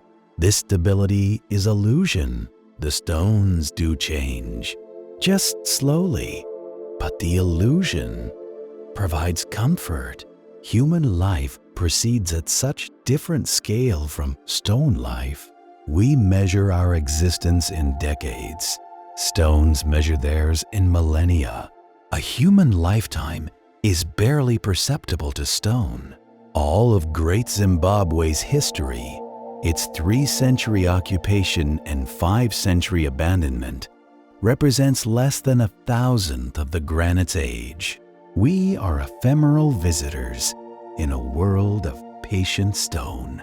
The morning light reveals the walls in sharp clarity. Every stone visible, every texture apparent, every weathering pattern legible. This is the archaeologist's preferred light. Clear, direct, revealing. But the walls also take on beauty in this light. The gray granite warming to gold and amber. The shadows creating depth and drama. The overall composition of stone and space appearing as aesthetic achievement, independent of historical meaning. Great Zimbabwe is both evidence and art. It provides data about the past while also creating beauty in the present. These functions need not conflict. The walls can be simultaneously measured and admired, analyzed and appreciated. Science and aesthetics, history and beauty converge in the physical presence of well-made things that have endured. The first visitors of the day begin arriving. Perhaps a school group, children whose knowledge of Great Zimbabwe comes from textbooks, now encountering the physical reality. Perhaps tourists from distant countries for whom these African stones represent discovery of history they never learned in their own education. Perhaps researchers beginning another day of careful documentation. Perhaps local people maintaining spiritual connection to ancestral sites. Each group brings different questions, different frameworks, different expectations. The stones accommodate all, revealing different information to different observers. The school children learn national history. The tourists gain appreciation for African civilization. The researchers accumulate data. The spiritual practitioners maintain traditional connections. All these encounters are valid. All these relationships legitimate. The guide begins the standard interpretation. Dates of construction, explanation of stonework techniques, descriptions of trade networks, population estimates, theories about abandonment. This information has been repeated thousands of times by dozens of guides over decades. It is simultaneously routine and essential. Each new visitor needs the basic framework before deeper engagement becomes possible. But the guide also tells stories that the stones alone cannot convey. Stories about daily life in Great Zimbabwe's markets, about ceremonies in the hill complex, about the difficult decision to abandon the city. Some of these stories come from archaeological evidence, some from oral traditions, some from informed imagination filling inevitable gaps in the record. The line between documented fact and plausible speculation blurs in popular interpretation, and perhaps must blur to make the past accessible and engaging. The tourists ask questions. Why did they leave? Were they driven out by enemies? Was there a catastrophe? The desire for simple answers reflects human need for narrative clarity. We want stories with definite causes and clear turning points. But historical reality is usually more complex, more ambiguous, more gradual than our narrative preferences suggest.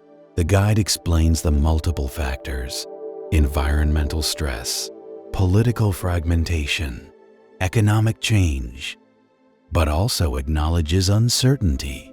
The stones cannot tell us everything. The past remains partially inaccessible, no matter how carefully we study it. This acknowledgement of limitation is itself important. It prevents false confidence while maintaining respect for what we do know. As the sun climbs higher, the site fills with activity. Multiple tour groups navigate the corridors. Independent visitors explore at their own pace. Photographers seek compelling angles. Artists attempt to capture the ruins in sketches or paintings. Each person creates their own experience, their own relationship with this place. Some visitors experience powerful emotional response, awe at the scale of achievement, sadness at the abandonment, pride in African accomplishment, or simply aesthetic pleasure in the beauty of ruins. Others maintain more detached, analytical approach, processing information without strong emotional engagement. Both responses are authentic, both valid ways of encountering heritage. The stone walls witness all this human activity without preference or judgment. They stand as they have stood, indifferent to whether they are ignored or obsessively documented, whether they are understood correctly or misinterpreted completely. Their existence does not depend on human recognition, though their preservation does. In one corner of the site, an archaeologist continues careful excavation. The work proceeds slowly, trowel scraping soil layer by layer, every context photographed and recorded, every artifact's position documented before collection.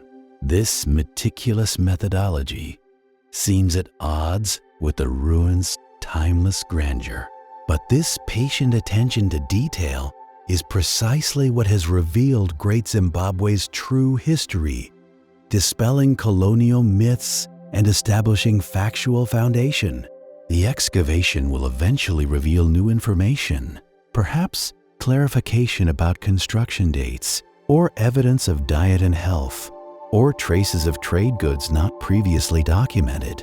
Each small discovery adds to accumulated knowledge, refining understanding incrementally.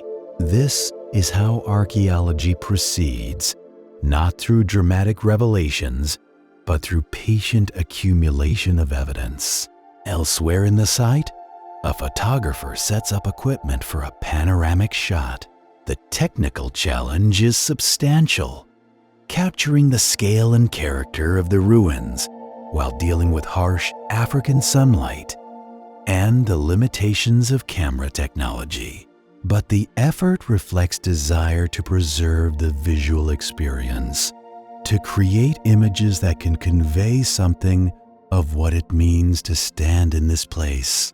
Photographs of Great Zimbabwe circulate globally in textbooks, travel brochures, news articles, social media posts, academic publications. These images shape how millions imagine the site without ever visiting. This mediated experience is genuine. If incomplete, the photographs provide access while simultaneously highlighting what cannot be conveyed through images: the scale, the spatial experience, the atmospheric qualities that define the place. A family group pauses in the shade of a tree, the children restless and ready to move on, the parents still absorbed in contemplation. The generational difference is evident, the young finding ruins less compelling than adults who better understand historical significance and mortality. But the children will remember being here, and that memory may deepen meaning as they age. Heritage works across time, its significance often emerging gradually. As midday approaches, the sun's intensity drives people to seek shade. The tour groups move more slowly. The independent visitors pause frequently. The heat is substantial. This is Africa. This is the plateau's high sun. This is the same intensity that Great Zimbabwe's residents experienced 5 centuries ago. The physical discomfort creates connection across time. We share this environmental condition with the past, experiencing the same sun on the same stones. The walls at midday show their true colors. The granite appears palest gray, almost white in direct sunlight, with shadows appearing as sharp-edged pools of blue-purple darkness. The contrast is extreme, the visibility perfect. This is when the stones reveal their weathering most clearly, when every texture and crack becomes visible. Photography becomes challenging in this light, the contrast too extreme for easy capture, the shadows too deep, the highlights too bright, but the visual drama is undeniable. The ruins take on stark beauty, harsh and unforgiving, but powerful. This is architecture exposed to elements without shelter, surviving through strength rather than protection. The site begins to empty as the heat becomes oppressive. Some visitors retreat to the air-conditioned visitor center. Others depart entirely, having seen what they came to see. A few hardy souls persist, driven by particular interest or deadline, or simple determination. The ruins themselves are unaffected. The stones have endured far more extreme conditions and far longer duration than any human discomfort. In the stillness of midday, with few people present, the ruins return somewhat to their abandoned state. The walls stand empty as they have stood for centuries. The enclosures contain no bustling activity, no human purposes being pursued. This emptiness is the default condition.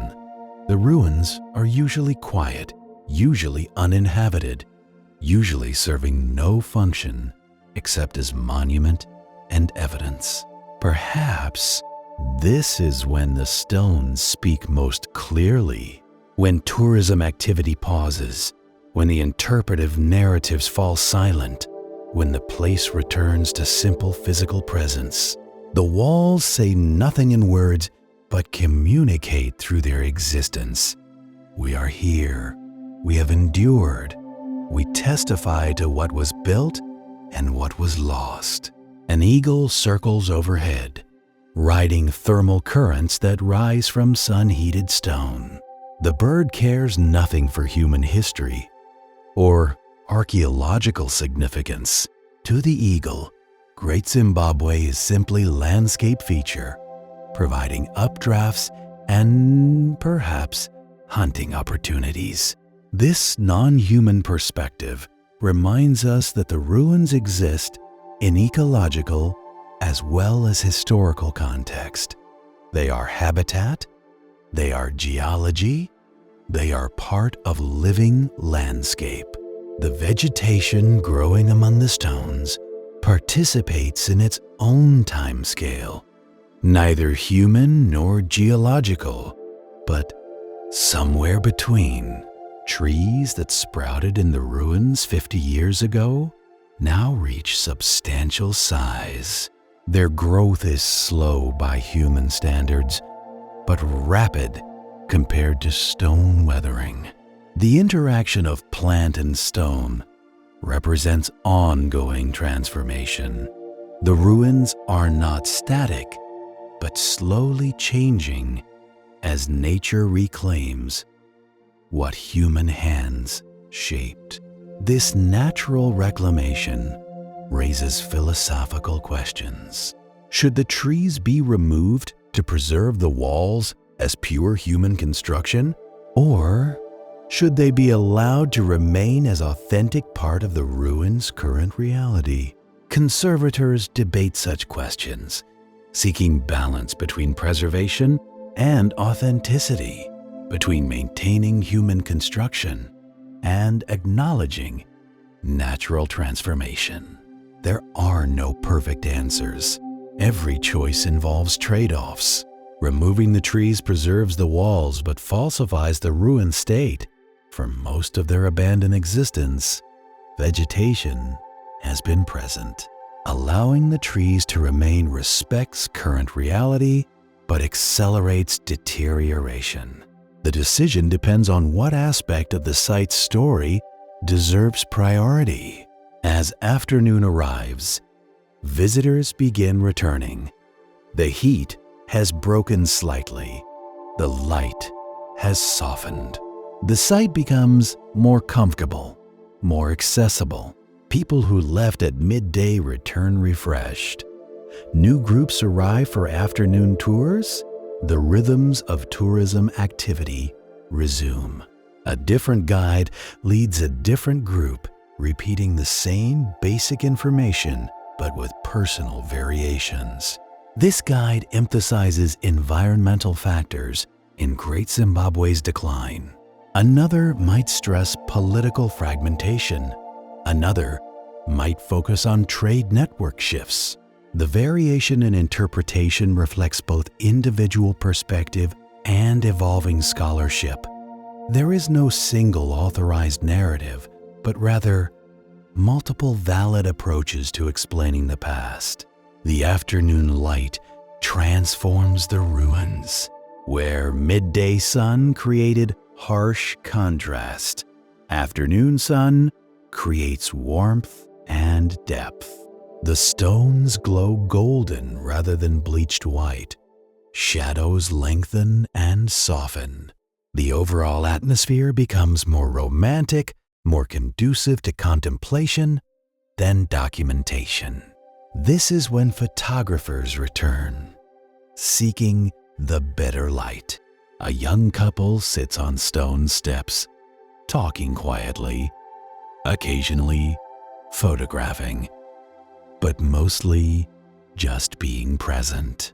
For them, Great Zimbabwe might be romantic destination as much as historical site. This is valid engagement. The ruins accommodate romantic encounter as well as scholarly investigation. Human life continues to unfold in these spaces, creating new memories against backdrop of ancient stones. Nearby, an artist works on a watercolor, attempting to capture the specific quality of light on stone. The technical challenge is substantial. How to convey in paint what the eye perceives, how to render the texture and color of weathered granite, how to suggest the scale and atmosphere. But the attempt itself honors the place, acknowledging that it deserves aesthetic attention beyond its historical significance. A local guide speaks with elder family member, discussing oral traditions related to Great Zimbabwe. This conversation happens in Shona, inaccessible to most tourists but central to cultural continuity. The traditions preserved in oral form contain information different from what archaeology reveals. More subjective, more spiritual, more concerned with meaning than with material fact. Both forms of knowledge matter.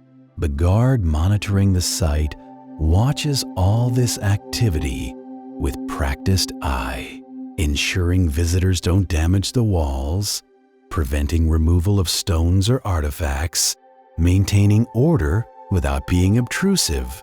This unglamorous work is essential. Preservation requires daily vigilance, not just academic planning. The guards who patrol the site day after day, year after year, are as important to Great Zimbabwe's survival as archaeologists or conservators. As the day advances toward evening, the site begins its transition toward closure. Guides wrap up final tours. Independent visitors take last photographs. The archaeologist packs equipment. The artist finishes the watercolor or accepts its incompleteness. People begin drifting toward the exits, some reluctantly, some ready to leave, all carrying their different experiences away from the stones. The stones will remain. This is their permanent condition. People come and go, activity rises and falls, but the stones endure through all variations of human presence. They have stood through 182,000 days of this pattern. They will stand through many thousands more. The evening light begins its final transformation of the day. The golden glow deepens to orange and amber. The shadows become more dramatic, stretching across the landscape. The sky shows first hints of sunset colors, pink and purple, gathering at horizon. This is the day's most beautiful hour, the light that painters prize, the moment when landscape itself seems to pause. A few visitors linger past official closing, given extension by understanding staff. These final moments in the site carry special quality. The crowds have gone, the commercial aspect is ended. The place returns somewhat to its essential nature. Standing alone in the great enclosure as evening light fades creates powerful experience, connection to place, to past, to the long story that these stones embody. What does this person think? Standing alone in this ancient space as day ends, perhaps about the thousands who once filled this enclosure, perhaps about the long emptiness that followed their departure, perhaps about personal mortality, suggested by ruins that outlast generations, perhaps about beauty that exists independent of human witness, or perhaps simple appreciation for the privilege of this moment in this place. The gates close. The staff completes final checks. The site is secured for night. The last visitors depart, returning to hotels or homes, carrying their memories and photographs, their new knowledge, and their lingering questions. Great Zimbabwe returns to its usual state, empty stone walls under African sky, weathering patiently through another night. The sunset advances. The stone walls lose their golden glow as the sun drops below the horizon. The colors deepen through orange to red to purple. The shadows merge into general darkness. The temperature begins dropping. The stones that accumulated heat all day now release it slowly into cooling air. Stars emerge, first the brightest, then as darkness deepens, thousands more. The same stars that guided Great Zimbabwe's traders on their journeys to the coast. The same stars that the city's builders saw 5 centuries ago. The same stars that will shine long after these ruins have returned to Earth. The stars care nothing for human history, just as the stones care nothing. But humans care, and that caring gives meaning to both stones and stars. The night deepens, the last twilight fades, true darkness arrives. The ruins become nearly invisible. Dark shapes against dark sky, presence more felt than seen. This is how the ruins have spent most hours of most days for 5 centuries, in darkness, unseen, unvisited, simply existing through the patient passage of time. The wind moves through the empty corridors. It makes no sound against stone, but rustles the vegetation growing in crevices and courtyards. This sound has replaced the sounds of human habitation, voices, footsteps, the daily noise of 20,000 people living their lives. The substitution of wind for human sound marks the transformation from lived place to ruins. Yet even in darkness and silence, the ruins retain their identity. The walls still define spaces. The hill complex still commands the valley, even unseen. The great enclosure still creates its massive circular presence.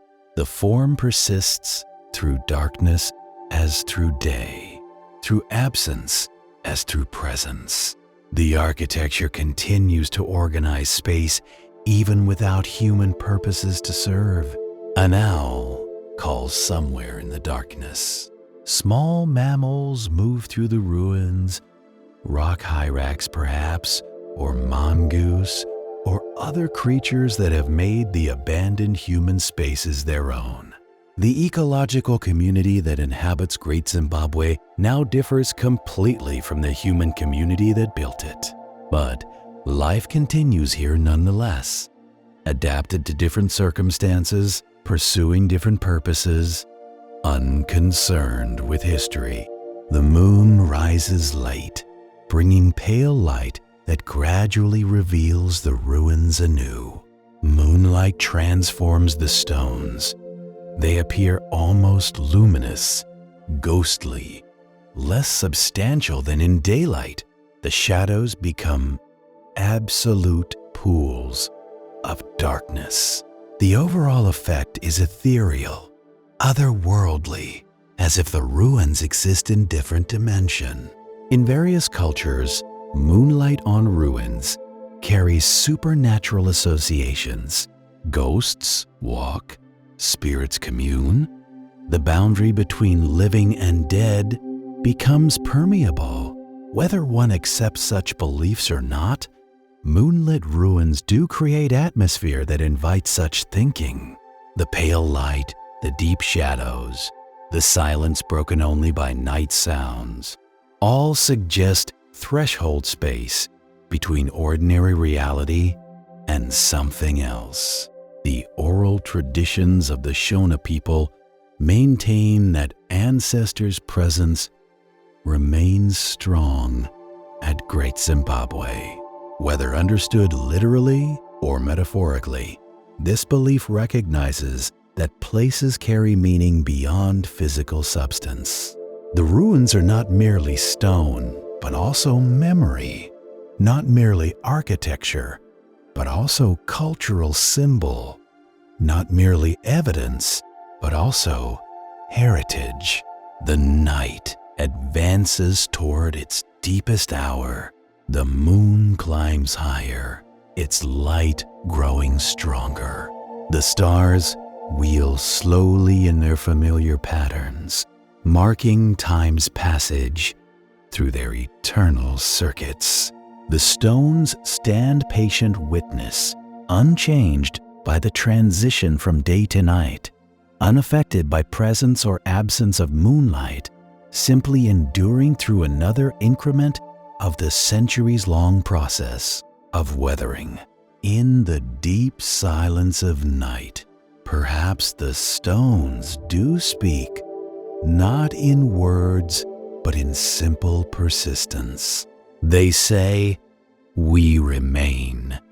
They say, 5 centuries have not erased us. They say, what was built here mattered enough to endure. They say, time passes, but some things survive its passage. They say, remember what we testify to, both achievement and loss, both building and abandonment, both the success and the ultimate failure. The temperature drops to its lowest point. The stone walls radiate their accumulated heat. The air is still and cool. This is the hour when desert predators hunt, when night creatures are most active, when darkness is most complete. The ruins participate in this nocturnal ecosystem as landscape features, places where animals shelter, where vegetation grows, where the intersection of human construction and natural processes creates particular conditions. Time passes, hours accumulate, the moon crosses the sky, the stars rotate, the night advances toward its inevitable conclusion in dawn. Nothing changes in the ruins.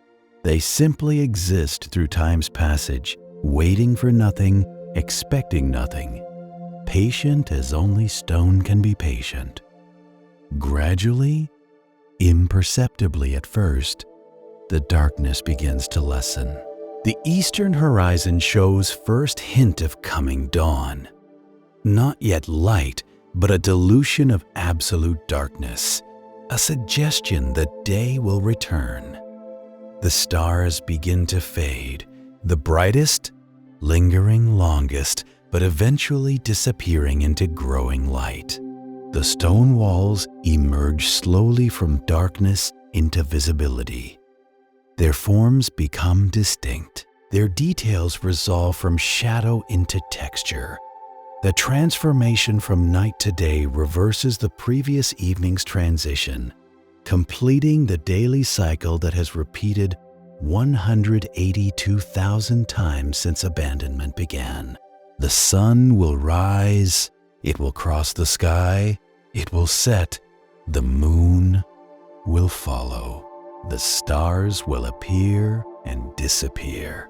The pattern will repeat tomorrow and the day after, and the day after that, as it has repeated for 5 centuries, as it will repeat for centuries to come, until the walls themselves finally yield to time and return to the earth from which they were shaped. This is the ultimate lesson of Great Zimbabwe, that patterns repeat, that cycles continue, that time moves forward, but also circles back. The civilization that built these walls believed in cyclical time, in the eternal return of seasons, in the continuing presence of ancestors, in patterns that repeat across generations. Modern linear time, with its emphasis on progress and directionality, may seem more sophisticated, but the cyclical understanding contains truth that linear time obscures. Everything ends and everything returns. The city that thrived ended, but the stones remain.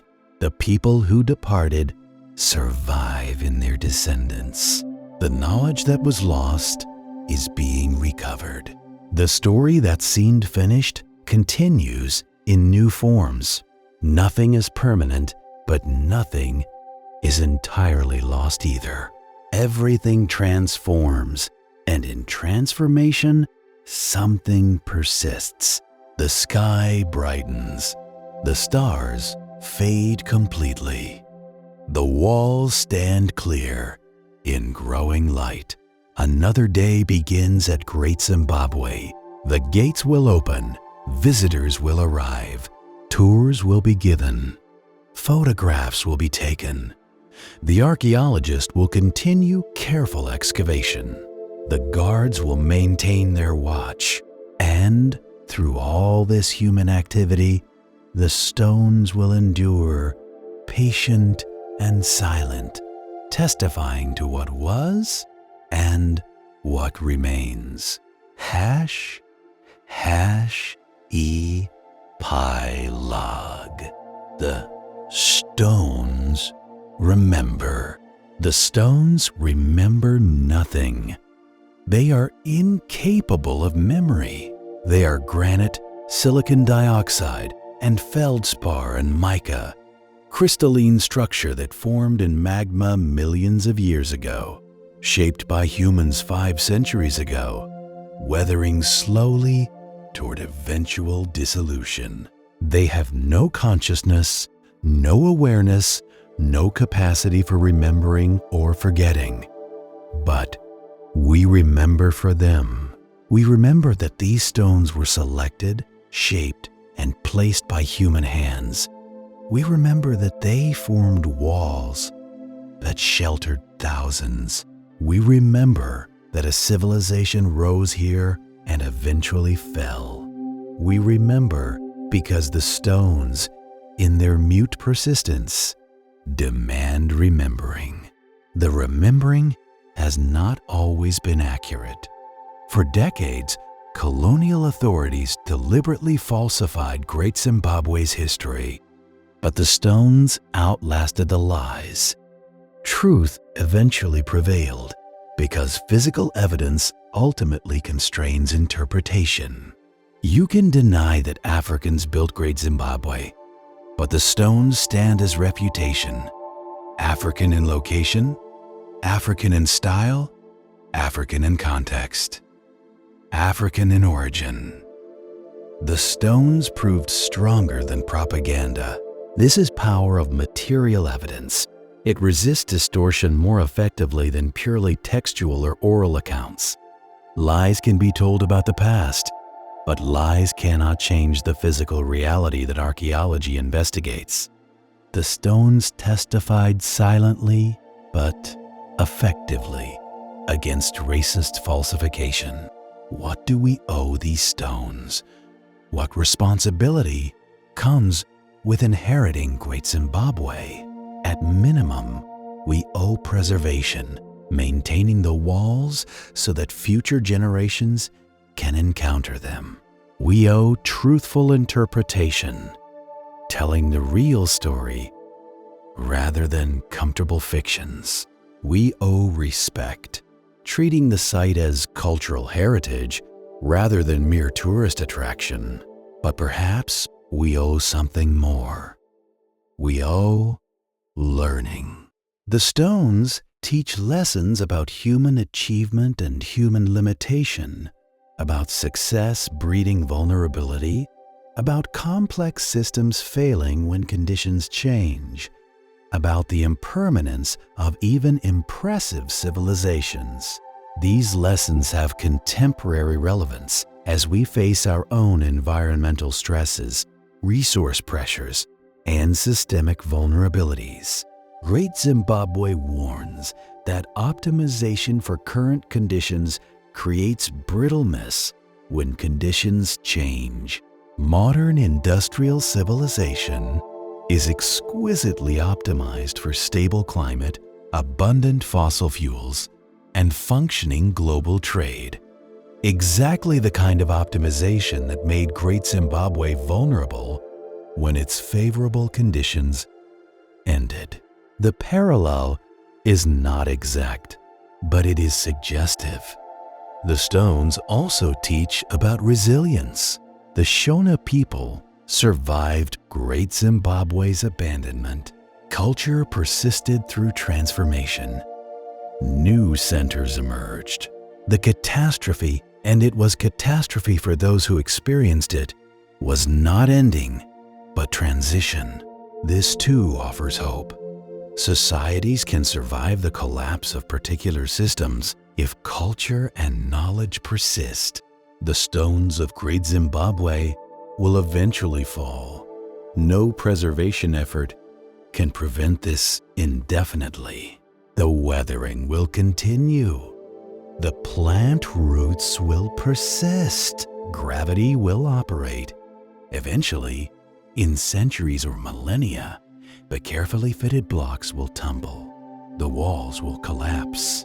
The ruins will return to the stone rubble from which they were assembled. This inevitable future loss adds urgency to current preservation, but also perspective.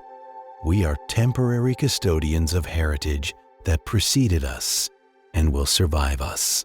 Our responsibility is not to achieve impossible permanence, but to delay decay, to maintain the ruins in accessible condition for as long as human effort can sustain them, and to document what will eventually be lost.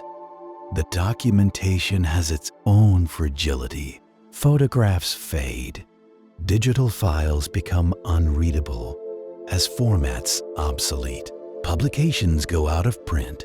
The recorded knowledge about Great Zimbabwe will require its own preservation, its own transmission across generations. Heritage consists not just of physical sites, but of accumulated understanding about those sites. As morning advances at Great Zimbabwe, the site comes fully alive with human activity. Another day of interpretation, visitation, research, and stewardship. The walls absorb the morning sun. The guards begin their patrols. The first tour groups gather. The archaeologist returns to the excavation. Life continues around the ruins, using them, learning from them. The children who visit today will grow old. Some will return with their own children and grandchildren, maintaining personal connection across decades. Some will never return, but will carry memories, vague impressions of stone walls visited in childhood, facts barely remembered from school lessons, photographs in old albums. These diffused memories matter. They constitute the broad base of cultural awareness that supports more focused, scholarly, or preservation work. Not everyone can be an archaeologist or conservator, but everyone who encounters Great Zimbabwe, even briefly, even superficially, participates in the collective project of remembering. The ruins exist in cultural consciousness as well as in physical space. Both forms of existence matter for heritage survival. The stone walls cast their shadows across the valley, the familiar daily pattern of light and shade. These shadows have been cast 182,000 times since abandonment began. They will be cast many thousands more. The pattern is both ephemeral. Each shadow exists only briefly, and eternal. The pattern repeats endlessly as long as sun and stone persist. Human life unfolds within similar rhythms. We are temporary, each individual existence brief as morning shadow, but the patterns repeat. Each generation building, learning, remembering, passing forward what they have received. Culture persists through individual transience, much as the daily shadow pattern persists, though each specific shadow is momentary. The question returns, what does Great Zimbabwe mean?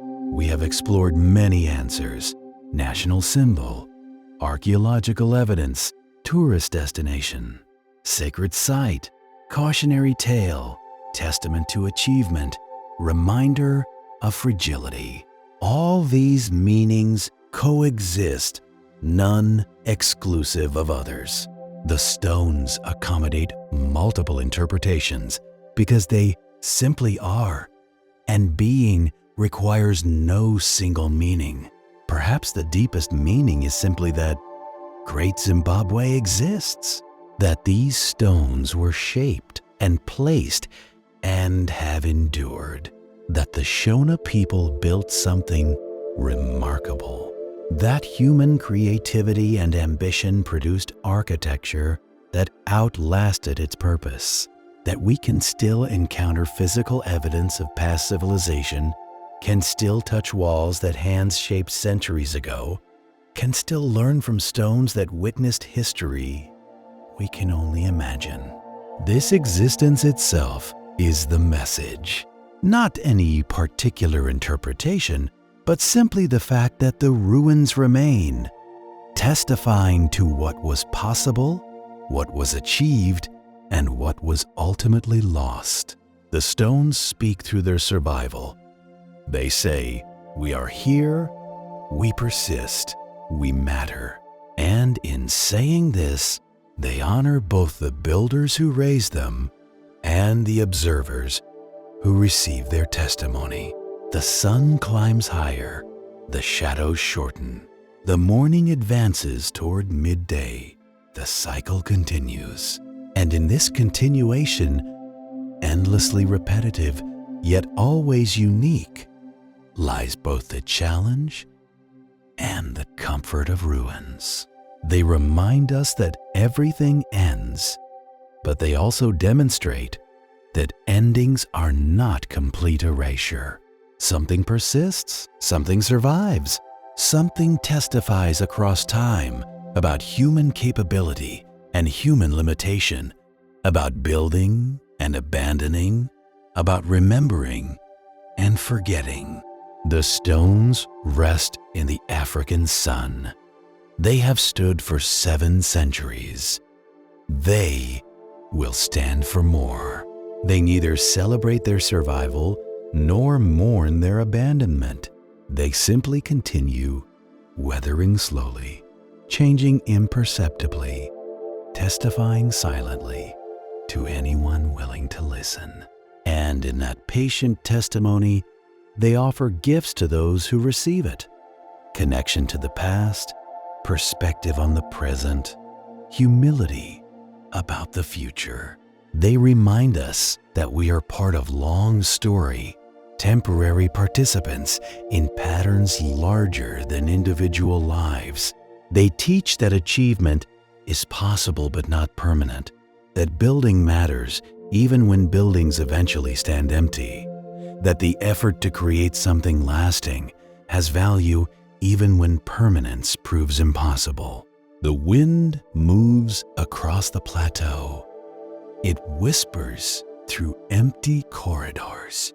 It carries no messages, serves no purposes, simply moves as wind moves, part of the eternal cycling of atmosphere around the planet. The stones stand in the wind as they have stood in countless winds before, as they will stand in countless winds to come. This is Great Zimbabwe. These are its stones.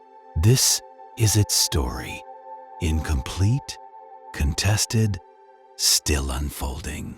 The ruins stand empty but full of meaning, silent but eloquent, finished but continuing. They endure in the African landscape, patient witnesses to human history, monuments to what was built and what remains, testifying across time about achievement and abandonment, about glory and mystery, about the Shona people who created something that would outlast their society and speak to generations they could not imagine. The stones rest. The story pauses. And in that pause, perhaps we too can rest, having followed the arc from rising to falling, from building to abandoning, from inhabited city to empty ruins, to heritage preserved. The cycle continues, but for now, in this moment, the stones stand in sunlight, weathering patiently, waiting for nothing, simply being what they are, witnesses to time, monuments to impermanence, and proof that some human achievements, though they cannot last forever, can last long enough to matter. The light fades gently. The story rests. The stones remain, and we, having journeyed through 7 centuries, having walked through markets and ceremonies and abandonment, having contemplated achievement and failure, having learned what the stones can teach, we too can rest. The ruins will stand through the night. Morning will come again. But for now, the day ends, the shadows lengthen, and all is quiet under the darkening sky. The wind moves through empty corridors. The stones cool in evening air. The plateau settles into darkness. And Great Zimbabwe, having stood for 700 years, having witnessed so much and endured so much, having taught its lessons to those willing to learn, returns once more to the patient silence that is its eternal state. The story sleeps, and perhaps so should we.